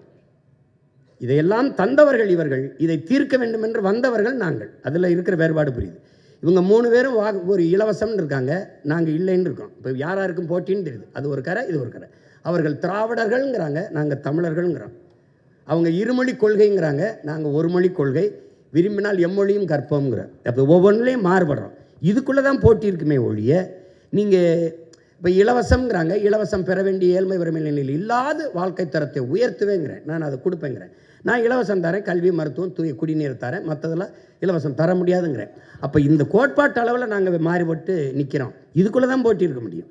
இந்த நாட்டில் இருக்க எல்லா பிரச்சனைக்கும் ஒன்று காங்கிரஸ், பாரதிய ஜனதா, திமுக, அதிமுக, இது நாளை தவிர வேறு யாரும் இருக்காங்களா? அப்போ அதனால தான் இது நாளை எதிர்த்து நாங்கள் நிற்கிறோம். இப்போ உங்களுக்கு விளங்குதா? அப்போ அதில் அவங்கவுங்க குறிச்சிக்கிறாங்க, எங்களுக்கு இவங்க எதிரி, இவங்க அது எதிரின்னு. இப்போ என்டிஏவுக்கு தமிழ்நாட்டு அரசியலில் என்டிஏக்கு என்ன பிரச்சனை வருது? இங்கே ஐயா ஸ்டாலினை வீழ்த்தி எடப்பாடி வர்றதா, எடப்பாடி ஐயா வீழ்த்தி ஸ்டாலின் ஐயா வர்றதா? திமுகவா அதிமுகவா? பிசாசா பேயா? பேயை விட்டுட்டு பிசாசை கல்யாணம் பண்ணுறதா? பிசாசை விவாகரத்து பண்ணிவிட்டு பேயை கல்யாணம் பண்ணுறதா? இப்போ நாங்கள் இந்த பேயை தள்ளிட்டு ஒரு தேவதையை உட்கார வைக்கணும்னு நினைக்கிறோம். தீமைக்கு மாற்று தீமை இல்லை. நபிகள்கிட்ட கேட்குறாங்க, தீமை எப்படி ஒழிப்பீங்கன்னு. நான் நன்மையை வச்சு தான் ஒழிப்பேன்னு. இப்போ நன்மை யார்? இப்போ அதிமுக திமுக 2 வெவ்வேறு கட்சி. இப்போ திமுகவில் 11 அமைச்சர்கள், அதிமுக அமைச்சர்கள். சொல்லணுமா, பேர் சொல்லணும்னு இல்லை. இப்போ கூட புதுசாக கொஞ்சம் பேர் போய் சேர்ந்து இப்போ அடுத்த அமைச்சரவை வரந்தால் அதுலேயும் அவங்க. அப்போ 2 வெவ்வேறு கட்சின்னு எப்படி சொல்கிறீங்க? கொடியில் வண்ணம் மாறும், கொள்கையில் என்ன மாதிரி இருக்கா? இங்கேயும் டாஸ்மார்க் இருக்கும், இங்கேயும் இருக்கும், இங்கேயும் ஊழல் லஞ்சம் இங்கேயும் மலையை வெட்டுவாங்க, மணல் அள்ளுவாங்க, எல்லாம் உங்களை அதே தான் தொடரும். அப்போ ஆள் மாறும், ஆட்சி மாறும், ஆட்சி முறை மாறாது. அப்போ 2 ஒரே கட்சி தான். இங்கே வந்து சேரும்போது தாய் கழகத்துக்கு வந்துட்டோம், அப்புறம் அங்கே போனால் நாங்கள் சேய் கழகத்துக்கு போயிட்டோம். இப்போ தாயை போல தானே பிள்ளை இருக்கும், நூலை போல தானே சேலை இருக்கும். இது சொர்ணாக்காவாக இருந்தால் இது மட்டும் என்ன தேவதையாவாக வந்துடும், இது குட்டி சொர்ணாவாக தான் இருக்கும். அப்போ அப்படி தான் இது இந்த கட்சிகள். அதனால் இந்த இந்த கோட்பாட்டு அளவில் நாங்கள் முரண்பட்டு நிற்கிற போது அவங்க ஒரு முனையில் இருக்காங்க, நாங்கள் எதிர்முனையிலும் இருக்கோம். அவங்க சூலாயுதமாக இருக்காங்க, நான் வேளாக இருக்கேன். உள்ளாட்சி தேர்தல் நடத்துவது மாநில அரசுடைய ஒரு கடமை. ஆனால் உள்ளாட்சி தேர்தல் பற்றி நாம் தமிழர் கட்சியோட நிலைப்பாடு என்ன? இல்லை, எனக்கு இந்த உள்ளாட்சியின் மூலமாக அங்கே தான் அதிகமாக இங்கே சாதி மத பிளவுகளும் அந்த தீண்டாமை ஏற்றத்தாழ்வுகளும் அதிகமாக இருக்குது நம்ம பார்க்குறோம். எம்ஜிஆர் அவர்கள் இருக்கும்போது உள்ளாட்சி தேர்தலை நடத்தலை. இப்போ என்னோடய கோட்பாடு, நானே நல்லாட்சி கொடுக்கும்போது அங்கே என்ன ஒரு உள்ளாட்சி, நானே வேரில் தண்ணி ஊற்றுறேன், அங்கே எதுக்கு ஒரு வேலைக்காரர்னு கேட்குறேன். ஆனாலும் நமக்கு மாவட்ட ஆட்சியர் வட்டாட்சியரே போதும் சிறந்த நிர்வாகத்தை கொடுக்க. இப்போ எல்லோரும் இது பண்ணுறனால இந்த அதிகாரத்தை நிர்வாகத்தை பரவலாக்குங்கிற அடிப்படையில் உள்ளாட்சி தேர்தலை நடத்துகிறோம். ஏன்னா நம்ம ஊழல் லஞ்சம்ங்கிறது சொல்லில் கூட இல்லாமல் ஒழிக்கணும்னு நினைக்கிறேன். நம்ம உண்மை நேர்மையான நிர்வாகத்தை உனக்கு வேண்டிய எல்லாத்தையுமே நான் கொடுத்துட்றேன். அப்போ அதுக்கப்புறம் நீ தேவைக்கு அதிகமாக பணம் சேர்க்க வேண்டிய அவசியத்தை இல்லாத ஒழிச்சிட்டேன்னா அது ஒழிஞ்சிரும். அதனால் நம்ம நடத்துகிறோம் நல்ல சிறப்பாக நிர்வாகத்துக்காக செய்கிறோம். சார் 15 ஆண்டு காலம் நீங்கள் சொல்லிட்டு இருந்தீங்க போராடிட்டு இருக்கோம் அப்படின்னு சொல்லிட்டு. இப்போது ஒரு தேர்தல் போதும் ஒரு திட்டங்களை நம்ம கொண்டு வரோம் இதெல்லாம் அப்படின்னு சொல்லிட்டு. திராவிட கட்சிகளை தாண்டி புதுதாக ஒரு கட்சி தமிழகத்தில் ஆட்சி அமைக்க முடியாததுக்கு காரணம் இந்த சாதி மத அரசியல் அப்படின்ற அந்த கட்டமைப்பை உடைக்கிறதுலையோ இல்லை மாற்றுறதுலையோ எவ்வளோ கஷ்டம் இருக்குது, அதுக்கு எவ்வளோ முற்பட வேண்டியது இருக்குது ஒரு வெற்றிக்கு அதை தாண்டி? இல்லை, சாதி மத உணர்ச்சிங்கிறது அது தமிழ் சமூகத்துக்கு மட்டும் இல்லை, அது மானுட குலத்துக்கே எதிரானதாக இருக்குது.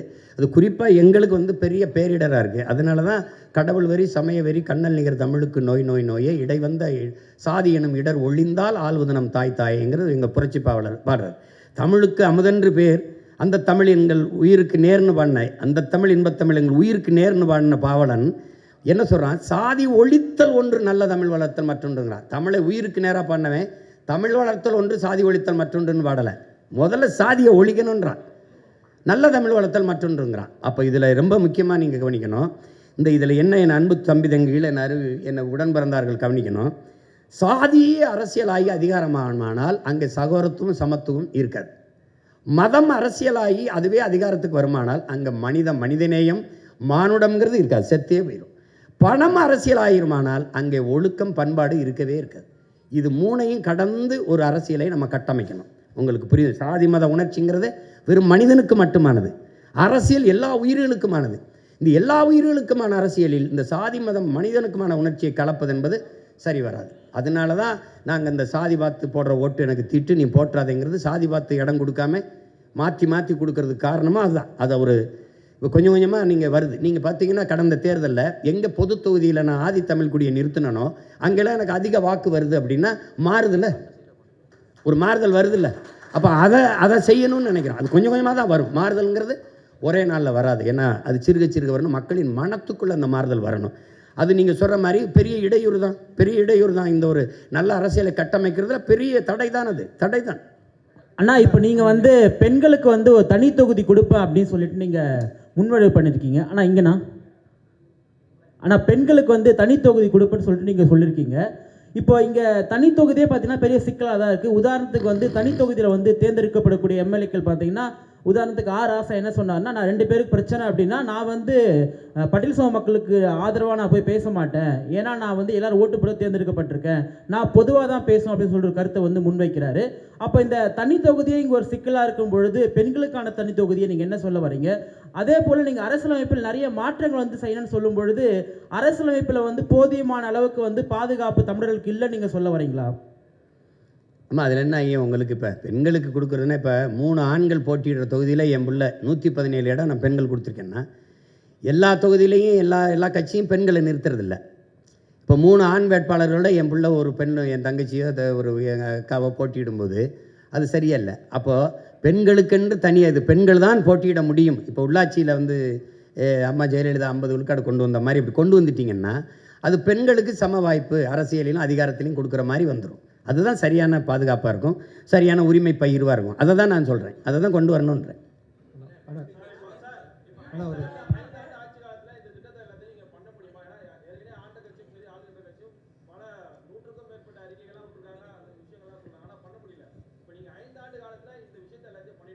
இல்லை, அதுக்கு தான் 10 ஆண்டு பசுமை திட்டம், பல கோடி பனை திட்டம்னா அண்ணன் என்ன சொல்கிறேன்னா, ஒரு வேலை இப்போ எனக்கு குறுகிய காலம்தான் இருக்குது, நான் தொடங்கிட்டுன்னா நான் ஒரு ஆட்சி முறையை மாற்றி இப்படிலாம் நிர்வகிக்க முடியும்னு காட்டிட்டேன்னு வச்சுக்கோ. இப்போ எங்கள் தலைவர் எடுத்துக்கிட்டிங்கன்னா, நம்மளாலேயும் ஒரு நாட்டை கட்டமைக்க முடியும், ஒரு நாட்டை நிர்வகிக்க முடியும், நம்மளாலேயும் படை நடத்தி ஒரு நம்ம நாட்டை ஆள முடியும்னு காட்டிட்டார். இப்போ எங்களுக்கு வந்து உலகம் அதை முழு இசைவோடு அங்கீகரிக்கலை ஒழிய நாங்கள் எல்லாமே அடைஞ்சிட்டோம்.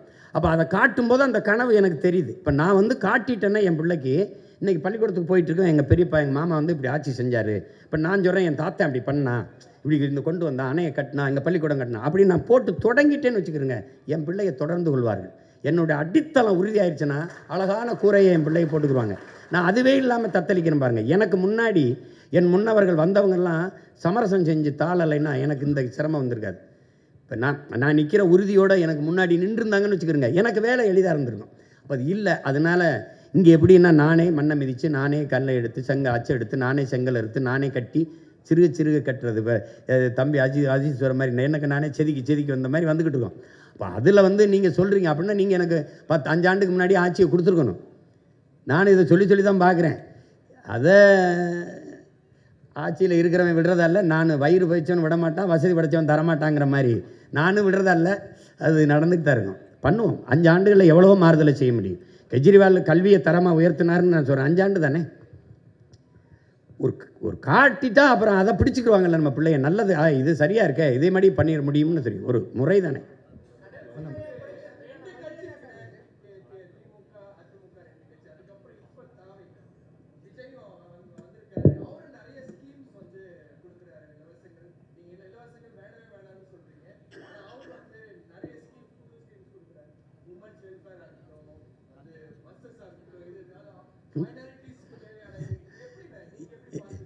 இல்லை நீங்கள் இப்போ நான் என்ன கேட்குறேன்னா, இலவச பேருந்து இப்படிங்க யார் வேணாலும் போகலாம், யார் வேணாலும் வரலான்னா 1,00,000 கோடி ஏற்கனவே போக்குவரத்து துறைக்கு இழப்பு இருக்குது. இது எங்கேருந்து காசு எடுப்பீங்க? இப்போ 6 எரிகாட்டு ஊரில் கொடுக்குறேன்னு சொல்கிறாரு தம்பி. அது எங்கேருந்து வாங்குவோம்? எந்த காசுலேருந்து வாங்குவீங்க? ஏற்கனவே 10,00,000 கோடி 1,00,000 கோடி கடன் வட்டி கட்டுறோம். எங்கேருந்து வாங்குவீங்க சொல்லுங்கள்? 2,500 கொடுப்பீங்க. எங்கேருந்து எடுப்பீங்க? நான் கேட்குறதுக்கு பரிச்சு எங்கேருந்து எடுப்பீங்க? உங்கள்கிட்ட தானே எடுக்கணும். எந்த வழியில் எடுப்பீங்க? வரியாக எடுப்பீங்க. உங்கள் சொந்த சொத்தை, பரம்பரை சொத்தை விற்றுட்டு யாரும் எங்களுக்கு தர வரல. இல்லை, இது இலவசம்னு எப்படி சொல்கிறீங்க? மக்களிடமிருந்து மக்கள் காசை எடுத்து மக்களுக்கு கொடுக்கறது சேவை தானே வழிய, அது எப்படி இலவசமாக இருக்கும்? அது ஏன் என்னை நீ வந்து இந்த மாதிரி பிச்சைக்கார மாதிரி நான் உனக்கு அதை கொடுக்குறேன், இதை கொடுக்குறேன்? உன்னை யாரா கொடுக்க சொன்னது? உன்னை யார் கொடுக்க சொன்னது? நீ இலவசம் கொடுப்பா என்ன உனக்கு தேர்வு பண்ணி வச்சுருக்குது? நீ என்ன கர்ண மகாராசா மாதிரி கருணைத்தொகை குருணைத்தொகை யார் நீ? இந்த கர்ணமகா பிரபா நீ என் காசை எடுத்து, அதுவும் குறிப்பாக எங்கள் ஆத்தாலப்பன் குடிச்சு கொடுக்குற காசை எடுத்துக்கிட்டு நீ வந்து இது கொடுத்துக்கிட்டு, இதில் ஒரு வேடிக்கை தம்பி. ஒரு நல்ல ஆட்சியாளன்னு அதை சிந்திக்க மாட்டான். எப்படி இருந்து கொடுப்பீங்க? தாலிக்கு தங்கம், சரி, பட்டு புடவை 1/2 பவன் 1 பவன் தாலி வாங்கி கூட ஒரு பிள்ளை கழுத்தில் கட்ட முடியாத அந்த பிள்ளைய கடைசி வரை வச்சு வாழ போகிறானா? எப்படா வடே போடாங்கிட்டு அவனுக்கு ஒரு வேலை கொடுப்பேன், அவனுக்கு நிரந்தர வருவாய் பெருக்கத்தை கொடுப்பேன், அவனை சார்ந்து வாழ்கிற தற்சார்பு வாழ்க்கையை கொடுப்பேங்கிறான் தான் ஆட்சி. இப்போ நான் ஏன் தனிச்சு நிற்கிறேன்? அது ஒரு தற்சார்பு தான். என்னை நம்பி தான் நான் என் கனவை இன்னொருத்தட்ட கொடுத்து செயல்படுத்துங்கன்னு சொல்ல முடியாதுல்ல, நான் தான் செய்யணும். அதுதான் இது ஒரு தற்சார்பு. அது மாதிரி அந்த வாழ்க்கை முறையை உனக்கு தரேன், தற்சார்பு பொருளாதாரத்தில் தரேன். ஒரு அடிப்படை உணவு தேவையில் கூட ஒரு நாடு தற்சார்பு அடைய முடியலைன்னா ரொம்ப கஷ்டம், ரொம்ப கஷ்டம். ஆனால் இப்போ ஊழல் ஒழிப்பு பற்றி பேசியிருக்கீங்க. ஊழல் ஒழிப்பு அப்படின்றது புதுசாக கட்சி தொடங்குறவங்களோ இல்லை ஏற்கனவே கட்சியில் அரசியல் கட்சி தொடங்கினவங்களோ ஊழல் ஒழிப்பு அப்படின்றத கட்சி தொடங்கும் போது பேசுகிறாங்க. அதுக்கப்புறம் அவங்களே வந்து போய் அதே ஊழலில் வந்து ஐக்கியமாயிடுறாங்க. நீங்கள் எப்படி இந்த ஊழல் ஒழிப்பீங்க? ஊழலுக்கான அடிப்படை என்ன? அது மட்டும் இல்லாமல் நீங்கள் அந்த ஊழல் பற்றி குறிப்பிட்டதில் திராவிட கட்சிகள், கடந்த கால திராவிட கட்சிகள் வந்து கலைஞர் அவர்கள் ஆட்சியில் இருக்கும்போது எம்ஜிஆர் குற்றச்சாட்டு அவர் மாதிரி வச்சிருக்காரு. எம்ஜிஆர் ஆட்சியில் இருக்கும்போது கலைஞர் அவர் மீது ஒரு ஊழல் குற்றச்சாட்டை வச்சுருக்காரு. ஜெயலலிதா அவர்கள் மீதும் மாறி மாறி இந்த மாதிரி குற்றச்சாட்டுகள் மட்டும் வச்சுருக்காங்க. ஆனால் எதுவுமே வந்து நிரூபிக்கவும் பட மாட்டேங்குது, மக்கள் முன்னாடி நிறுத்தப்பட மாட்டுறாங்க அப்படின்றத சொல்லியிருக்கீங்க. இது எப்படி ஊழல் எப்படி ஒழிப்பீங்க? நீங்கள் அதிகாரத்துக்கு வர்றதே பாதுகாப்பாக திருடுறதுக்கு தான். இப்போ நீங்கள் நல்லா கவனிக்கணும். 5 ஆண்டு நீ இருக்கும்போது, நான் ஆட்சியில் இருக்கும்போது செய்த தவறுகளை நீ ஆட்சிக்கு வரும்போது உன்னை எதிர்த்து நான் புனிதப்படுத்திக்கிடுவேன். நீ ஆட்சிக்கு வரும்போது நான் செஞ்ச ஊழலை உன்னை எதிர்த்து நான் புனிதப்படுத்திக்கிடுவேன். இப்படி மாறி மாறி ஒருவர் திட்டி புனிதப்படுத்திக்கிட்டே ஆட்சியில் இப்போ தான் 60 ஆண்டாக நடக்குது. உங்களுக்கு 60 ஆண்டாக தான் நடக்குது. உங்களுக்கு ஊழல் லஞ்சம் செய்ய வேண்டிய அவசியமற்ற நிலைக்கு தள்ளிட்டிங்கன்னா அது நடக்காது. மன்னன் எவ்வளி குடிகள் எவ்வளி, தலைவன் எவ்வளி, அப்படி தான் மக்கள். நான் வந்து ஊழல் லஞ்சத்துக்கு எதிராக இருந்துட்டேன்னா அது நடக்காது. நீ ஊழல் லஞ்சம் பெற்றுட்டாய்னா நீ பணியிட நீக்கம் அதெல்லாம் செய்யக்கூடாது. பணியிட நீக்கம் பணியிட மாற்றம் இல்லை, நிரந்தர பணி நீக்கம், வெளியில் போ, உன் சான்றிதழ் செல்லாது. இதுவரை நீ எந்த மதிப்பை இழந்துருது உன்னுடைய கல்வி சான்றிதழ்னு போட்டால் ஒரு 10 பேர் மேலே நடவடிக்கை எடுத்தீங்கன்னா நின்றும். உனக்கு தான் எல்லாமே நான் கொடுத்துட்றேனே, உனக்கு கல்வி கொடுத்துட்றேன், தரமான போக்குவரத்து கொடுத்துட்றேன், குடிநீர் கொடுத்துட்றேன், மருத்துவம் கொடுத்துட்றேன், வேறு என்ன உனக்கு பிரச்சனை? உணவுப் பொருளை நானே விளைய வச்சிடுறேன், இல்லை சாப்பாட்டுக்கு கஷ்டம், அதெல்லாம் சொல்ல வேண்டிய அவசியமே இல்லையே. அப்படிங்கும்போது நல்ல வாழ்க்கையை கொடுத்துட்டோம்னா மக்கள் தேவைக்கு அதிகமாக பணம் ஈட்டணுங்கிற அவசியம் போயிடும். அதனால் தானே ஊழல் லஞ்சம் செத்து ஒழிஞ்சிரும். அந்த ஊழல் லஞ்சம் அது எப்படி தடுப்பேன்னா வெளிப்படையான நிர்வாகத்தின் மூலமாக. இப்போது இந்த சாலையை போட 500 கோடி ஒதுக்கியிருக்கேன்னா 500 கோடி ஒதுக்கியிருக்கேன்னு தெரியும். உங்களுக்கு ஒவ்வொரு முறையும் அந்த தகவல் வந்துக்கிட்டு இருக்கும். உங்களுக்கு புரியுதா? உங்களுக்கு தெரியாமல் திருட முடியாது. டென்மார்க் வந்து இந்த வெளிப்படையான நிர்வாகத்தின் மூலம் ஊழல் லஞ்சமற்ற நாடாக இருக்குது. நியூசிலாந்து வெளிப்படையான நிர்வாகத்தின் மூலம் நல்ல நிர்வாகம் செய்கிற நாடாக தெரியுது. அப்போ அந்த நிர்வாக முறையை நம்ம பின்பற்றுவோங்கிறோம். ஆனால் இது இப்போ நீங்கள் பார்த்தீங்கன்னா செயற்பாட்டு வரைவு வந்து இப்போ கல்லூரி ஒரு பேராசிரியர் மாதிரி செயற்பாட்டு வரைவு வந்து நீங்கள் கொடுக்குறீங்க. ஆனால் அந்த கருத்து கணிப்புங்கிறது வந்து இதெல்லாம் வந்து மக்களிடத்தில் போய் கொண்டு சேர்த்துருமா இந்த வெற்றி வாய்ப்புக்காக? கருத்து கணிப்புங்கிறது இல்லை, இப்போ நீங்கள் ஒரு நல்ல ஒரு அறிவு சமூகத்துக்குள்ள வந்து இது அவ்வளோ ஒன்றும் இது கடினமான ஒன்றும் இல்லை. இப்போ என்னை நீங்கள் எடுத்து பார்க்கணும். ஒரு பின்புலம் இல்லாத ஒரு எளிய மகன், சாதாரண மகன், ஒரு இக்கட்டான சூழலில் ஏற்கனவே அதிகாரத்தில் இருந்தவங்களை எதிர்த்து வந்தேன். 260 வழக்குகள் என் மேலே இருக்குது. இப்போ வந்து இவ்வளவு இதுக்குள்ள போய் இந்தியாவை யார் ஆள்றது அப்படிங்கும்போது தம்பி அண்ணாமலை அவர் தலைமையில் ஐயா மோடி பிரதமர்னு ஒரு கூட்டணி அமைச்சுக்கிட்டாரு. ஐயா ஸ்டாலின் அவர்கள் இந்தியான்னு ஒரு கூட்டணி வச்சுக்கிட்டாங்க, அவங்க காங்கிரஸ் கட்சி. ஐயா எடப்பாடி, இப்போ நான் 4வது இடத்துல நிற்கிறேன். எனக்கு என்னுடைய பழைய சின்னத்தை எடுத்துட்டாங்க. பல முறை நான் கொண்டு போய் சேர்த்த சின்னத்தை கடைசியாக ஒலி வாங்கி இந்த மைக்குன்னு ஒரு சின்னத்தை கொடுத்தாங்க. அதை வச்சுக்கிட்டு நான் வந்து என் பிள்ளைகள் யாரும் வந்து தெரிந்த வேட்பாளர்கள் இல்லை, எல்லாம் புதுசு. 36 லட்சம் வாக்குகளை எனக்கு போட்டு ஒரு முழு இசைவு பெற்ற, அதான் அங்கீகாரம் பெற்ற ஒரு கட்சியாக எனக்கு கொண்டு வந்து எனக்கு கொடுத்துருக்காங்க. ஒரு சின்னத்தை திருப்பி எந்த சின்னத்தை இழந்தனோ அதே சின்னத்தை திருப்பி எடுக்கிற அளவுக்கு கொண்டு வந்திருக்காங்கன்னா, அப்போ என் மக்களுக்குள்ள ஒரு தேடல் இருக்குது. இந்தியாவை யாரை ஆள்றதுன்னு என்னை தேடின என் மக்கள் தமிழ்நாட்டை யாரை ஆள்றதுங்கிறதுல என்னை தேடாமல் இருக்க முடியாது. என் பெட்டி, என் சின்னம் இதுவரைக்கும் 3வது பெட்டி 4வது பெட்டியில் இருந்திருக்கு. இப்போ அது முதல் பெட்டியில் இருந்தே ஆகணும். ஏன்னா அது பதிவு செய்யப்பட்ட கட்சி இல்லை, அங்கீகரிக்கப்பட்ட கட்சி. அப்படிங்கும்போது உழவர் குடிமகனை மறந்துட்டு ஒப்பிட்டவரை உள்ளளவு நினைங்கிறான். உணவிட்டவனை ஒரு தடவை உயிராக நினை, அவனை ஒரு தடவை நன்றின்னு தொடு, அவனும் வாழ்வான் நீயும் வாழ்வாயின்னு கேட்டு அந்த அதுதானே இப்போ கொண்டு போய் சேர்க்கறது தான் எங்களுக்கு இருக்கிறது. எங்களுக்கு நீங்கள் தான் எங்களை கொண்டு போய் சேர்க்கணும். அது நீங்கள் செய்வீங்கன்னு நம்புகிறேன். அப்பா 2026 நாம் தமிழர் ஆட்சின்னு சொல்லி செயல்பாட்டு வரைவு கொடுத்துருக்கீங்க. இதை பார்த்து சிறப்பாக இருந்தது, எனக்கு பிரம்மாண்டமாக இருந்தது, மகிழ்ச்சி. 15 வருடமாக நீங்கள் போராடிக்கிட்டு இருக்கீங்க மக்களுக்காக. இப்போ இன்கேஸ் மக்கள் உங்களை நம்பி உங்களை ஓட்டு போட்டு முதலமைச்சராக தேர்வானால் உங்களோட முதல் கையெழுத்து மக்களுக்கான திட்டங்களாக என்ன இருக்கும்? இல்லை, ஒரே முதல் கையெழுத்து நான் முதலமைச்சராகிற கையெழுத்து தான். அது இல்லைன்னா பதவி செல்லாது. எனக்கு ஒரு 100 இது இருக்குது. உங்களுக்கு தெரியுமில்ல, உங்களுக்கு எல்லாத்தையும் சும்மா அது சொல்கிறத முதல் கையெழுத்துன்னு அப்படி ஒன்றும் இல்லை. அது எது அன்னைக்கு அந்த தேவையே இதுதான். நமக்கு உங்களுக்கு தெரியும் 100 கையெழுத்தில் தான் இது சரி செய்ய முடியும். அதில் ஆகச்சிறந்ததாக நான் நினைக்கிறது, இந்த நாட்டில் வந்து பசிச்சு கிடந்தவங்கிற முறையில் பசிங்கிற சொல்லு இல்லாமல் நான் ஒழிக்கணும்னு நினைக்கிறேன். அது வந்து இந்த நாட்டில் பல கோடிக்கணக்கான பிள்ளைகள் பசியோடு உறங்க போகிறாங்கிறத படிக்கும்போது அவ்வளவு வலி இருக்குது. நான் இங்கே இருந்து என் வீட்டுக்கு தினம் போகும்போது நிறுத்தங்களில் இந்த குழந்தை இப்படி தோளில் போட்டுக்கிட்டு அந்த மயங்கே கிடக்குது. அது என்ன கொடுப்பாங்கன்னு தெரியல. சின்ன பிள்ளைங்க, வயசானவங்க எங்கேருந்து இறக்கி விட்டாங்கன்னு தெரியல. நிறுத்தினோன்னே அந்த கையை கூட்டமாக வந்து ஏந்தும்போது ஒரு வலி வரும் பாருங்க, நடா அப்படின்னு. நம்ம பெண்கள் இல்லை வட இந்திய பெண்கள் தான். இப்போ அதில் ஒன்று தோணும், நீ பிச்சை எடுக்கிற வேலை கூட நமக்கு கிடைக்காதவருக்கு அதையும் அவன் எடுத்துக்கிட்டான்னு தோணும். ஆனாலும் இந்த நிலைமையில் இன்னும் இருக்குது. பிச்சைக்காரன் சுவிப்பு மிஷின் எடுக்கிற பிச்சை போட்டு காட்டுவேன். நான் வச்சுருக்கேன் அந்த காட்சியை. அது பிச்சைக்காரன் சுவிப் மிஷின் பிச்சை எடுக்கிறத வளர்ச்சின்னு காட்டுது. நான் பிச்சைக்காரனே இல்லாத ஒரு நாட்டை படைக்கிறது தான் வளர்ச்சின்னு நினைக்கிறேன். அப்போ ரெண்டு இந்த முரண்படுது.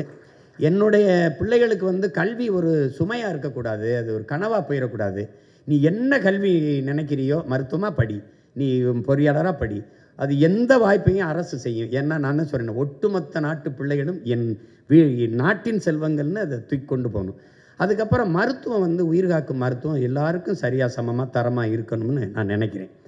எனக்கு தெரிஞ்சு கம்யூனிஸ்ட் கட்சி எங்கள் ஐயா தாப்பாண்டியன் நல்லகண்ணன் தவிர அரசியல் தலைவர்களில் யாரும் அரசு மருத்துவமனையில் படுத்ததா எனக்கு தெரியல. உங்களுக்கு புரியுதுன்னு நினைக்கிறேன்.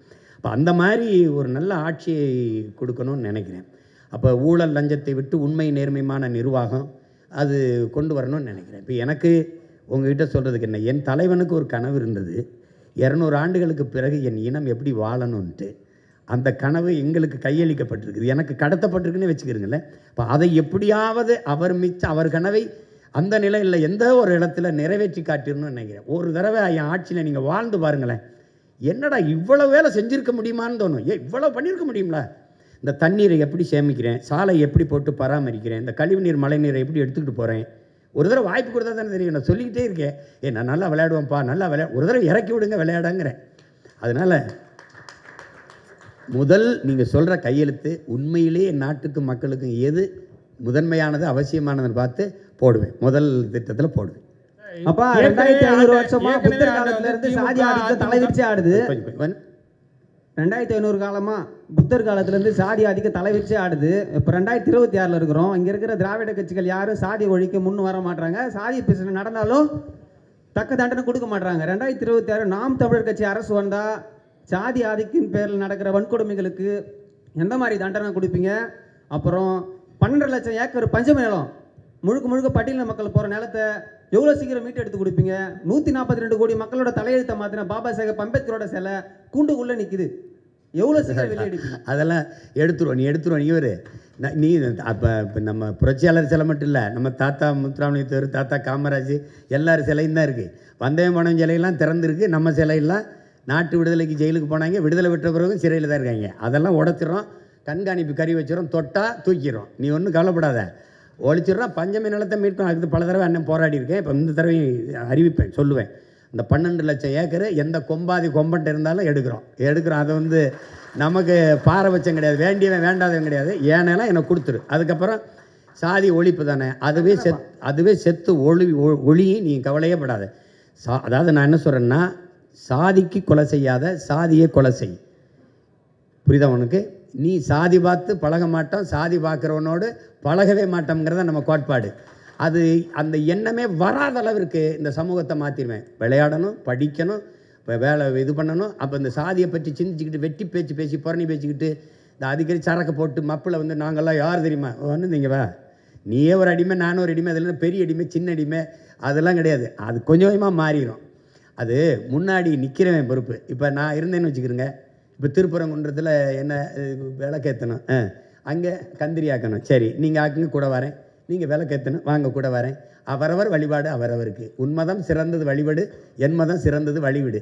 சண்டை இருக்கக்கூடாது, ஒன்றா இருக்கணும். சரியா? வேற என்ன?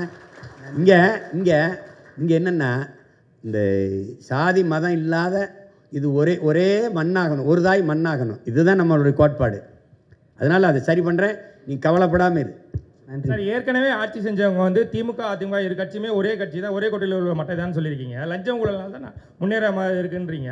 இப்போ ஏற்கனவே நடத்தினவங்க அப்பா சித்தப்பா அவங்க மேலே நீங்கள் நடவடிக்கை எதுவும் எடுப்பீர்களா முதலமைச்சர் ஆனால்? எடுக்கணும்னு சொல்கிறீங்களா வேணாங்கிறீங்களா? இல்லை, அது மொத்தமாகவே இதுக்கு ஒரு மாற்று நிர்வாகத்துக்கு கொண்டு வர்றதுனால இப்போ நானே சொல்கிறேன் பாருங்கள், இந்த விமர்சன அரசியலை விட்டுட்டு ஆக்கப்பூர்வமான அரசியலுக்கு போகணும்னு. நீங்கள் நடவடிக்கைனா எந்த குற்றவாளியாக இருந்தாலும் எங்களை பொறுத்த வரைக்கும் நாங்கள் எடுத்த கோட்பாட்டுக்கு பெத்த தாய் தந்தையரே வந்தாலும் எங்களுக்கு எதிரி தான். எங்கள் தலைவன் உங்களுக்கு தெரியும், முதல்ல தாய் தந்தையர் தான் வெளியேற்றினார். உடன் பிறந்த யாரோடும் தொடர்பு இல்லை, உங்களுக்கு புரியும்னு நினைக்கிறேன். அதனால் தன்னுடைய எங்களுக்கு கோட்பாட்டுக்கு எதிராக சித்தப்பா பெரியப்பா மாமா மச்சான் ஆத்தா அப்பன்லாம் இங்கே கணக்கு கிடையாது. குற்றம்தான். அது நீங்கள் இங்கே இருக்கிற அரசியல் கட்சி தலைவர்களை பார்த்து இந்த வேலைக்கு செய்ய வந்தவன் நீங்கள் நினச்சிங்கன்னா அது தவறு. என்னை வளர்த்தவன், என்னை உருவாக்கி இந்த இடத்துல போய் நில்லுன்னு சொன்னவன் எப்பேற்பட்டவனும் உங்களுக்கு தெரியும். அதில் துளி சமரசமும் செய்ய மாட்டேன். புரியுதா உங்களுக்கு? வேற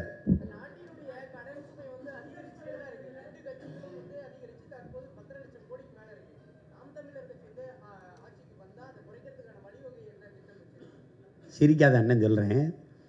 கடன் வாங்கினவன் யாருன்னு கேட்பேன் அவங்ககிட்ட.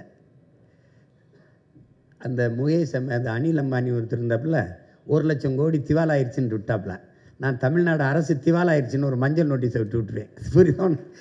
ஏன் என்கிட்ட வந்து கேட்பான், ஐயோ நான் வாங்கினேண்ணா, கையெழுத்து போட்டு வாங்கினவன், அவன் ஆளுகள்லாம் இருக்குது, நான் வேணா உனக்கு துணைக்கு ஆள் அனுப்புகிறேன், போய் வசூலிச்சுக்க.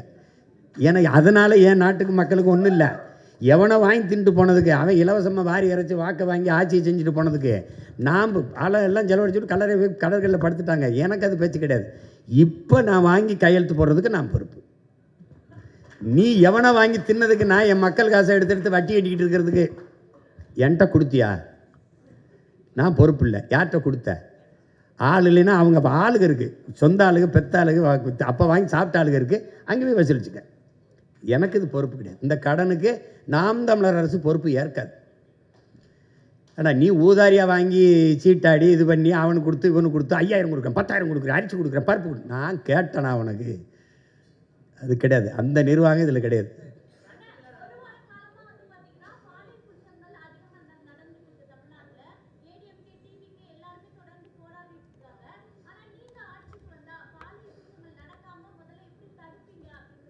நடக்காது நடக்காது. அது வந்து இங்கே பாருங்கள், இப்போ அண்ணன் சொல்கிறேன்ல, என் மீனவனை சுட மாட்டான், கைது செய்ய மாட்டானா மாட்டான். உங்களுக்கு புரியுதுன்னு நினைக்கிறேன். அங்கே உட்கார்ந்துருக்க ஆள் யாருன்னு பார்ப்பான். நீங்கள் என் பிள்ளையை தொட்டுட்டேன்னு வச்சுக்க, கொன்னுட்டேன்னு வச்சுக்க, எந்த கொம்பாதி கொம்பாக இருந்தாலும் தூக்கிட்டு வந்து இந்த பிள்ளையை அடக்கம் பண்ணுறதுக்குள்ள அவனை கொன்று புதைச்சிட்டு தான் அடக்கம் பண்ணுவேன். நிற்க வச்சு சொல்லி சுடுவேன். அவங்க பெற்றோர்கள் சொல்லுவேன், இப்படி ஒரு பிள்ளையை பெற்றதுக்கு நீ அழாத, நீ அவமானப்படாத, இவனை வந்து இந்த மாதிரி பிள்ளை பெற்றுக்கு தலை உணியணும் அப்படின்னு சொல்லிடுவேன். இவன் வந்து இந்த நாட்டுக்கு இழுக்கு. இவன் யாரோ 2 பேரை போட்டேன்னு வச்சுக்க, தொற்றுவான்னு நினைக்கிறியா? பொம்பளை பிள்ளைய தான் தலை உணிஞ்சு போகணும்னு நினைக்கிறியா? வர்றவன்லாம் தலை உணிஞ்சு போவான். ஐயா யாரையும் கேலி பண்ணிடாதையா, தொலைச்சி பெறுவான். அவன் அந்த பயம் இருக்கணும்ல. என் தலைவன் எனக்கு கற்பிச்சது மரணம் ஒன்றுக்கு தான் இந்த மானுட சமூகம் பயப்படும்னு. அரபு நாடுகளில் ஏன் இந்த பாலியல் குற்றங்கள் குறைவாக இருக்குது? ஏன்னா கடும் சட்டம், பொது வெளியில் தூக்கில் போட்டுருவான். உங்களுக்கு புரியுதுன்னு நினைக்கிறேன். அதனால் அந்த சேட்டையெல்லாம் இங்கே செய்ய முடியாது. அது தானாக நடக்கும் தங்கச்சி. நீங்கள் ஏன் கலப்புறீங்க? நீங்கள் அண்ணன் வந்தவனே நீங்கள் வாட்டுக்கு இந்த ராத்திரியில் தனியாக போங்க, எவனா தொட்டானான்னு பார்ப்போம். நீங்கள் போங்க. என் தலைவன் அப்படி ஒரு நாட்டை கட்டி வச்சான் தங்கச்சி. தனியாக உந்தூர்லியில் ஒரு பெண் நள்ளிரவில் பயணம் பண்ணுவாள், தனியாக போவாள், ஒரு பய தொட மாட்டான். என் மாநாட்டில் 6.5 லட்சம் பேர் கூடியிருக்கான். ஒரு தொல்லை, ஒரு பிள்ளையை தொட்டான், இடித்தான், கேலி பண்ணான், ஏதாவது சொல்லு பார்ப்போம். ஏன்னா அது அது அது ஒரு இராணுவம். அது ஆட்சி செய்யும்போது அப்படியா அவன் தெரியும், உட்காந்துட்டான் தொடமை.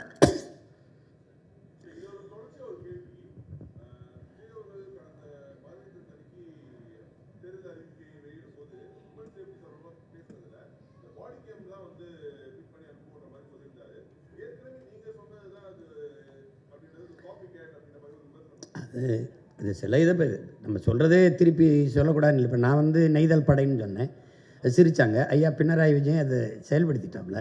இப்போ சில இது நான் சொல்கிறது செயல்படுத்துகிறாங்க. இப்போ மரத்தை வெட்டுறது மனித உறுப்புகளை வெட்டுறது போல் குற்றம்னு கருதி சிறையில் அடைப்பேன்னு சீனா அந்த சட்டத்தை கொண்டு வந்துருச்சு. இப்போ நம்ம சொல்கிறோம், அதை செயல்படுத்தும் போது நல்லதை நம்ம சொன்னோன்னா அவங்க சொல்கிறது இப்போ நான் டென்மார்க்கில் இப்படி இருக்குது, பிரேசிலில் இப்படி இருக்குதுன்னு நான் சொல்கிறேன்ல. அப்போ அது அந்த நிர்வாகத்தை எடுக்குமே நம்ம சொல்கிறது இல்லை. அது யார் சொன்னால் என்ன தம்பி, நான் வந்து காவல்துறை நெஞ்சிலெல்லாம் அந்த இது வைப்பேன், நான் போட்டு காட்டுவேன். அது எப்படிலாம் நான் அது பண்ணுவேன்னு. அப்போ அது மாதிரி அது வரணும். பாதுகாப்புங்கிறது அப்படி இல்லை. பெண்களுக்கு தனி பாதுகாப்பு, இஸ்லாமியர் கிறிஸ்தவர்களுக்கு தனி பாதுகாப்பு இல்லை. ஒட்டுமொத்த நாட்டுக்குமான பாதுகாப்பில் தான் எல்லார் பாதுகாப்பு இருக்குது.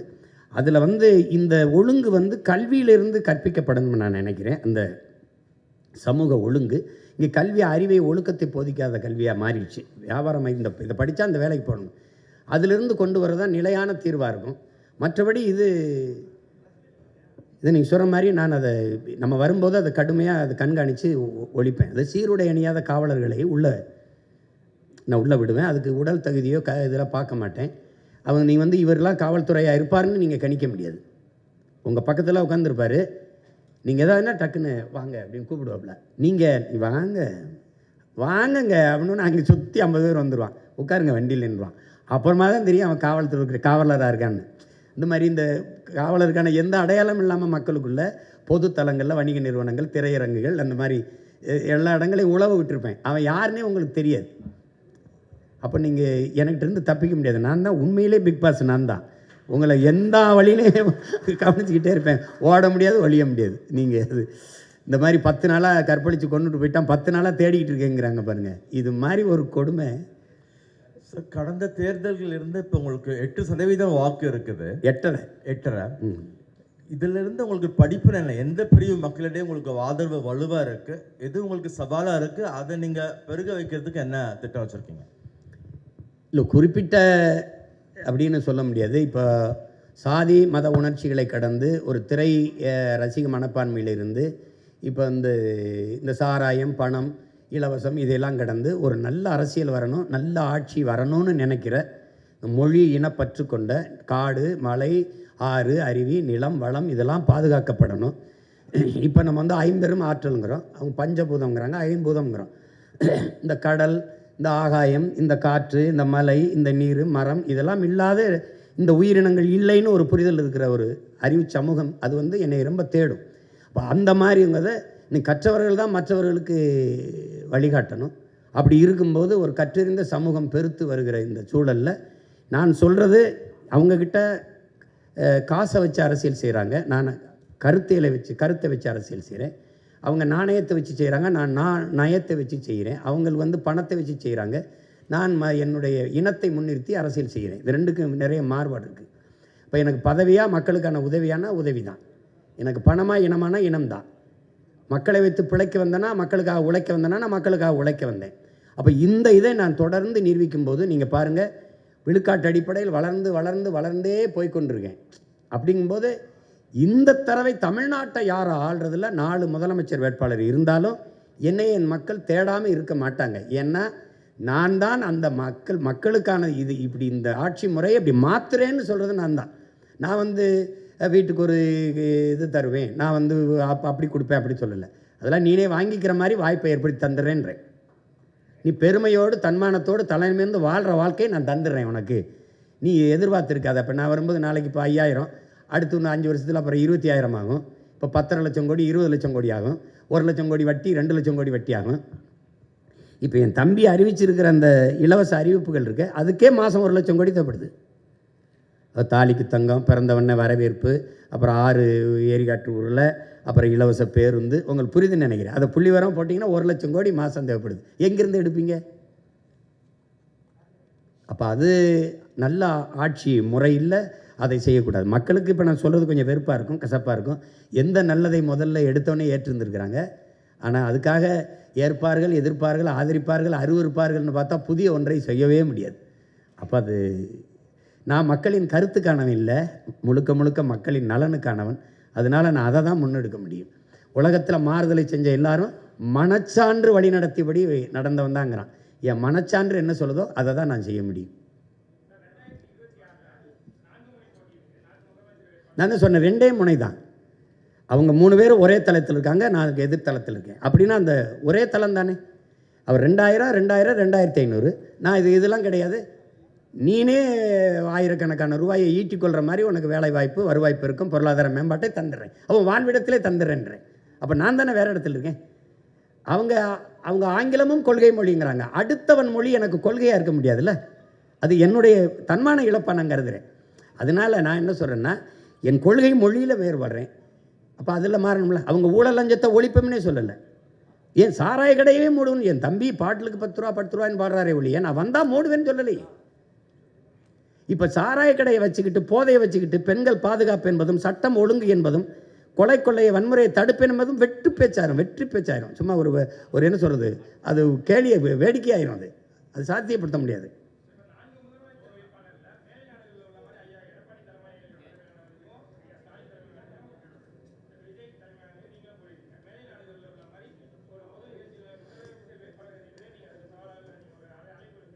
எத்தனை தடவை நான் கொடுத்துருக்கேன்னு நினைக்கிறீங்க? அன்னைக்கு கூட பேசினேன், இந்த இங்கே நடந்த கூட்டத்தில் இந்த 4 முதலமைச்சர் வேட்பாளரையும் நிறுத்தி வச்சு ஒரு 10 நிமிடங்கள் வாய்ப்பு கொடுத்து பேச விடுங்க.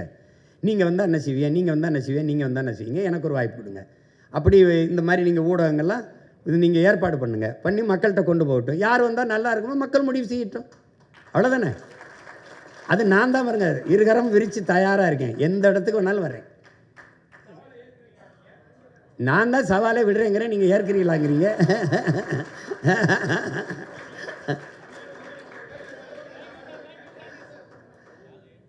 நான் தான் தயாராக இருக்கின்றேன். நான் தான் பல தடவை கூப்பிடுறேன். ட்ரம்ப்பு ஹிலாரி மாதிரி, பைடன் ட்ரம்ப் மாதிரி எங்களுக்கு வாதம் வைங்க, 4 முதலமைச்சரையும் நிறுத்துங்க. முதல்ல நான் வர்றேன்னு சொல்லுங்கள், 3 பேரையும் வர சொல்லுங்கள் முதல்ல.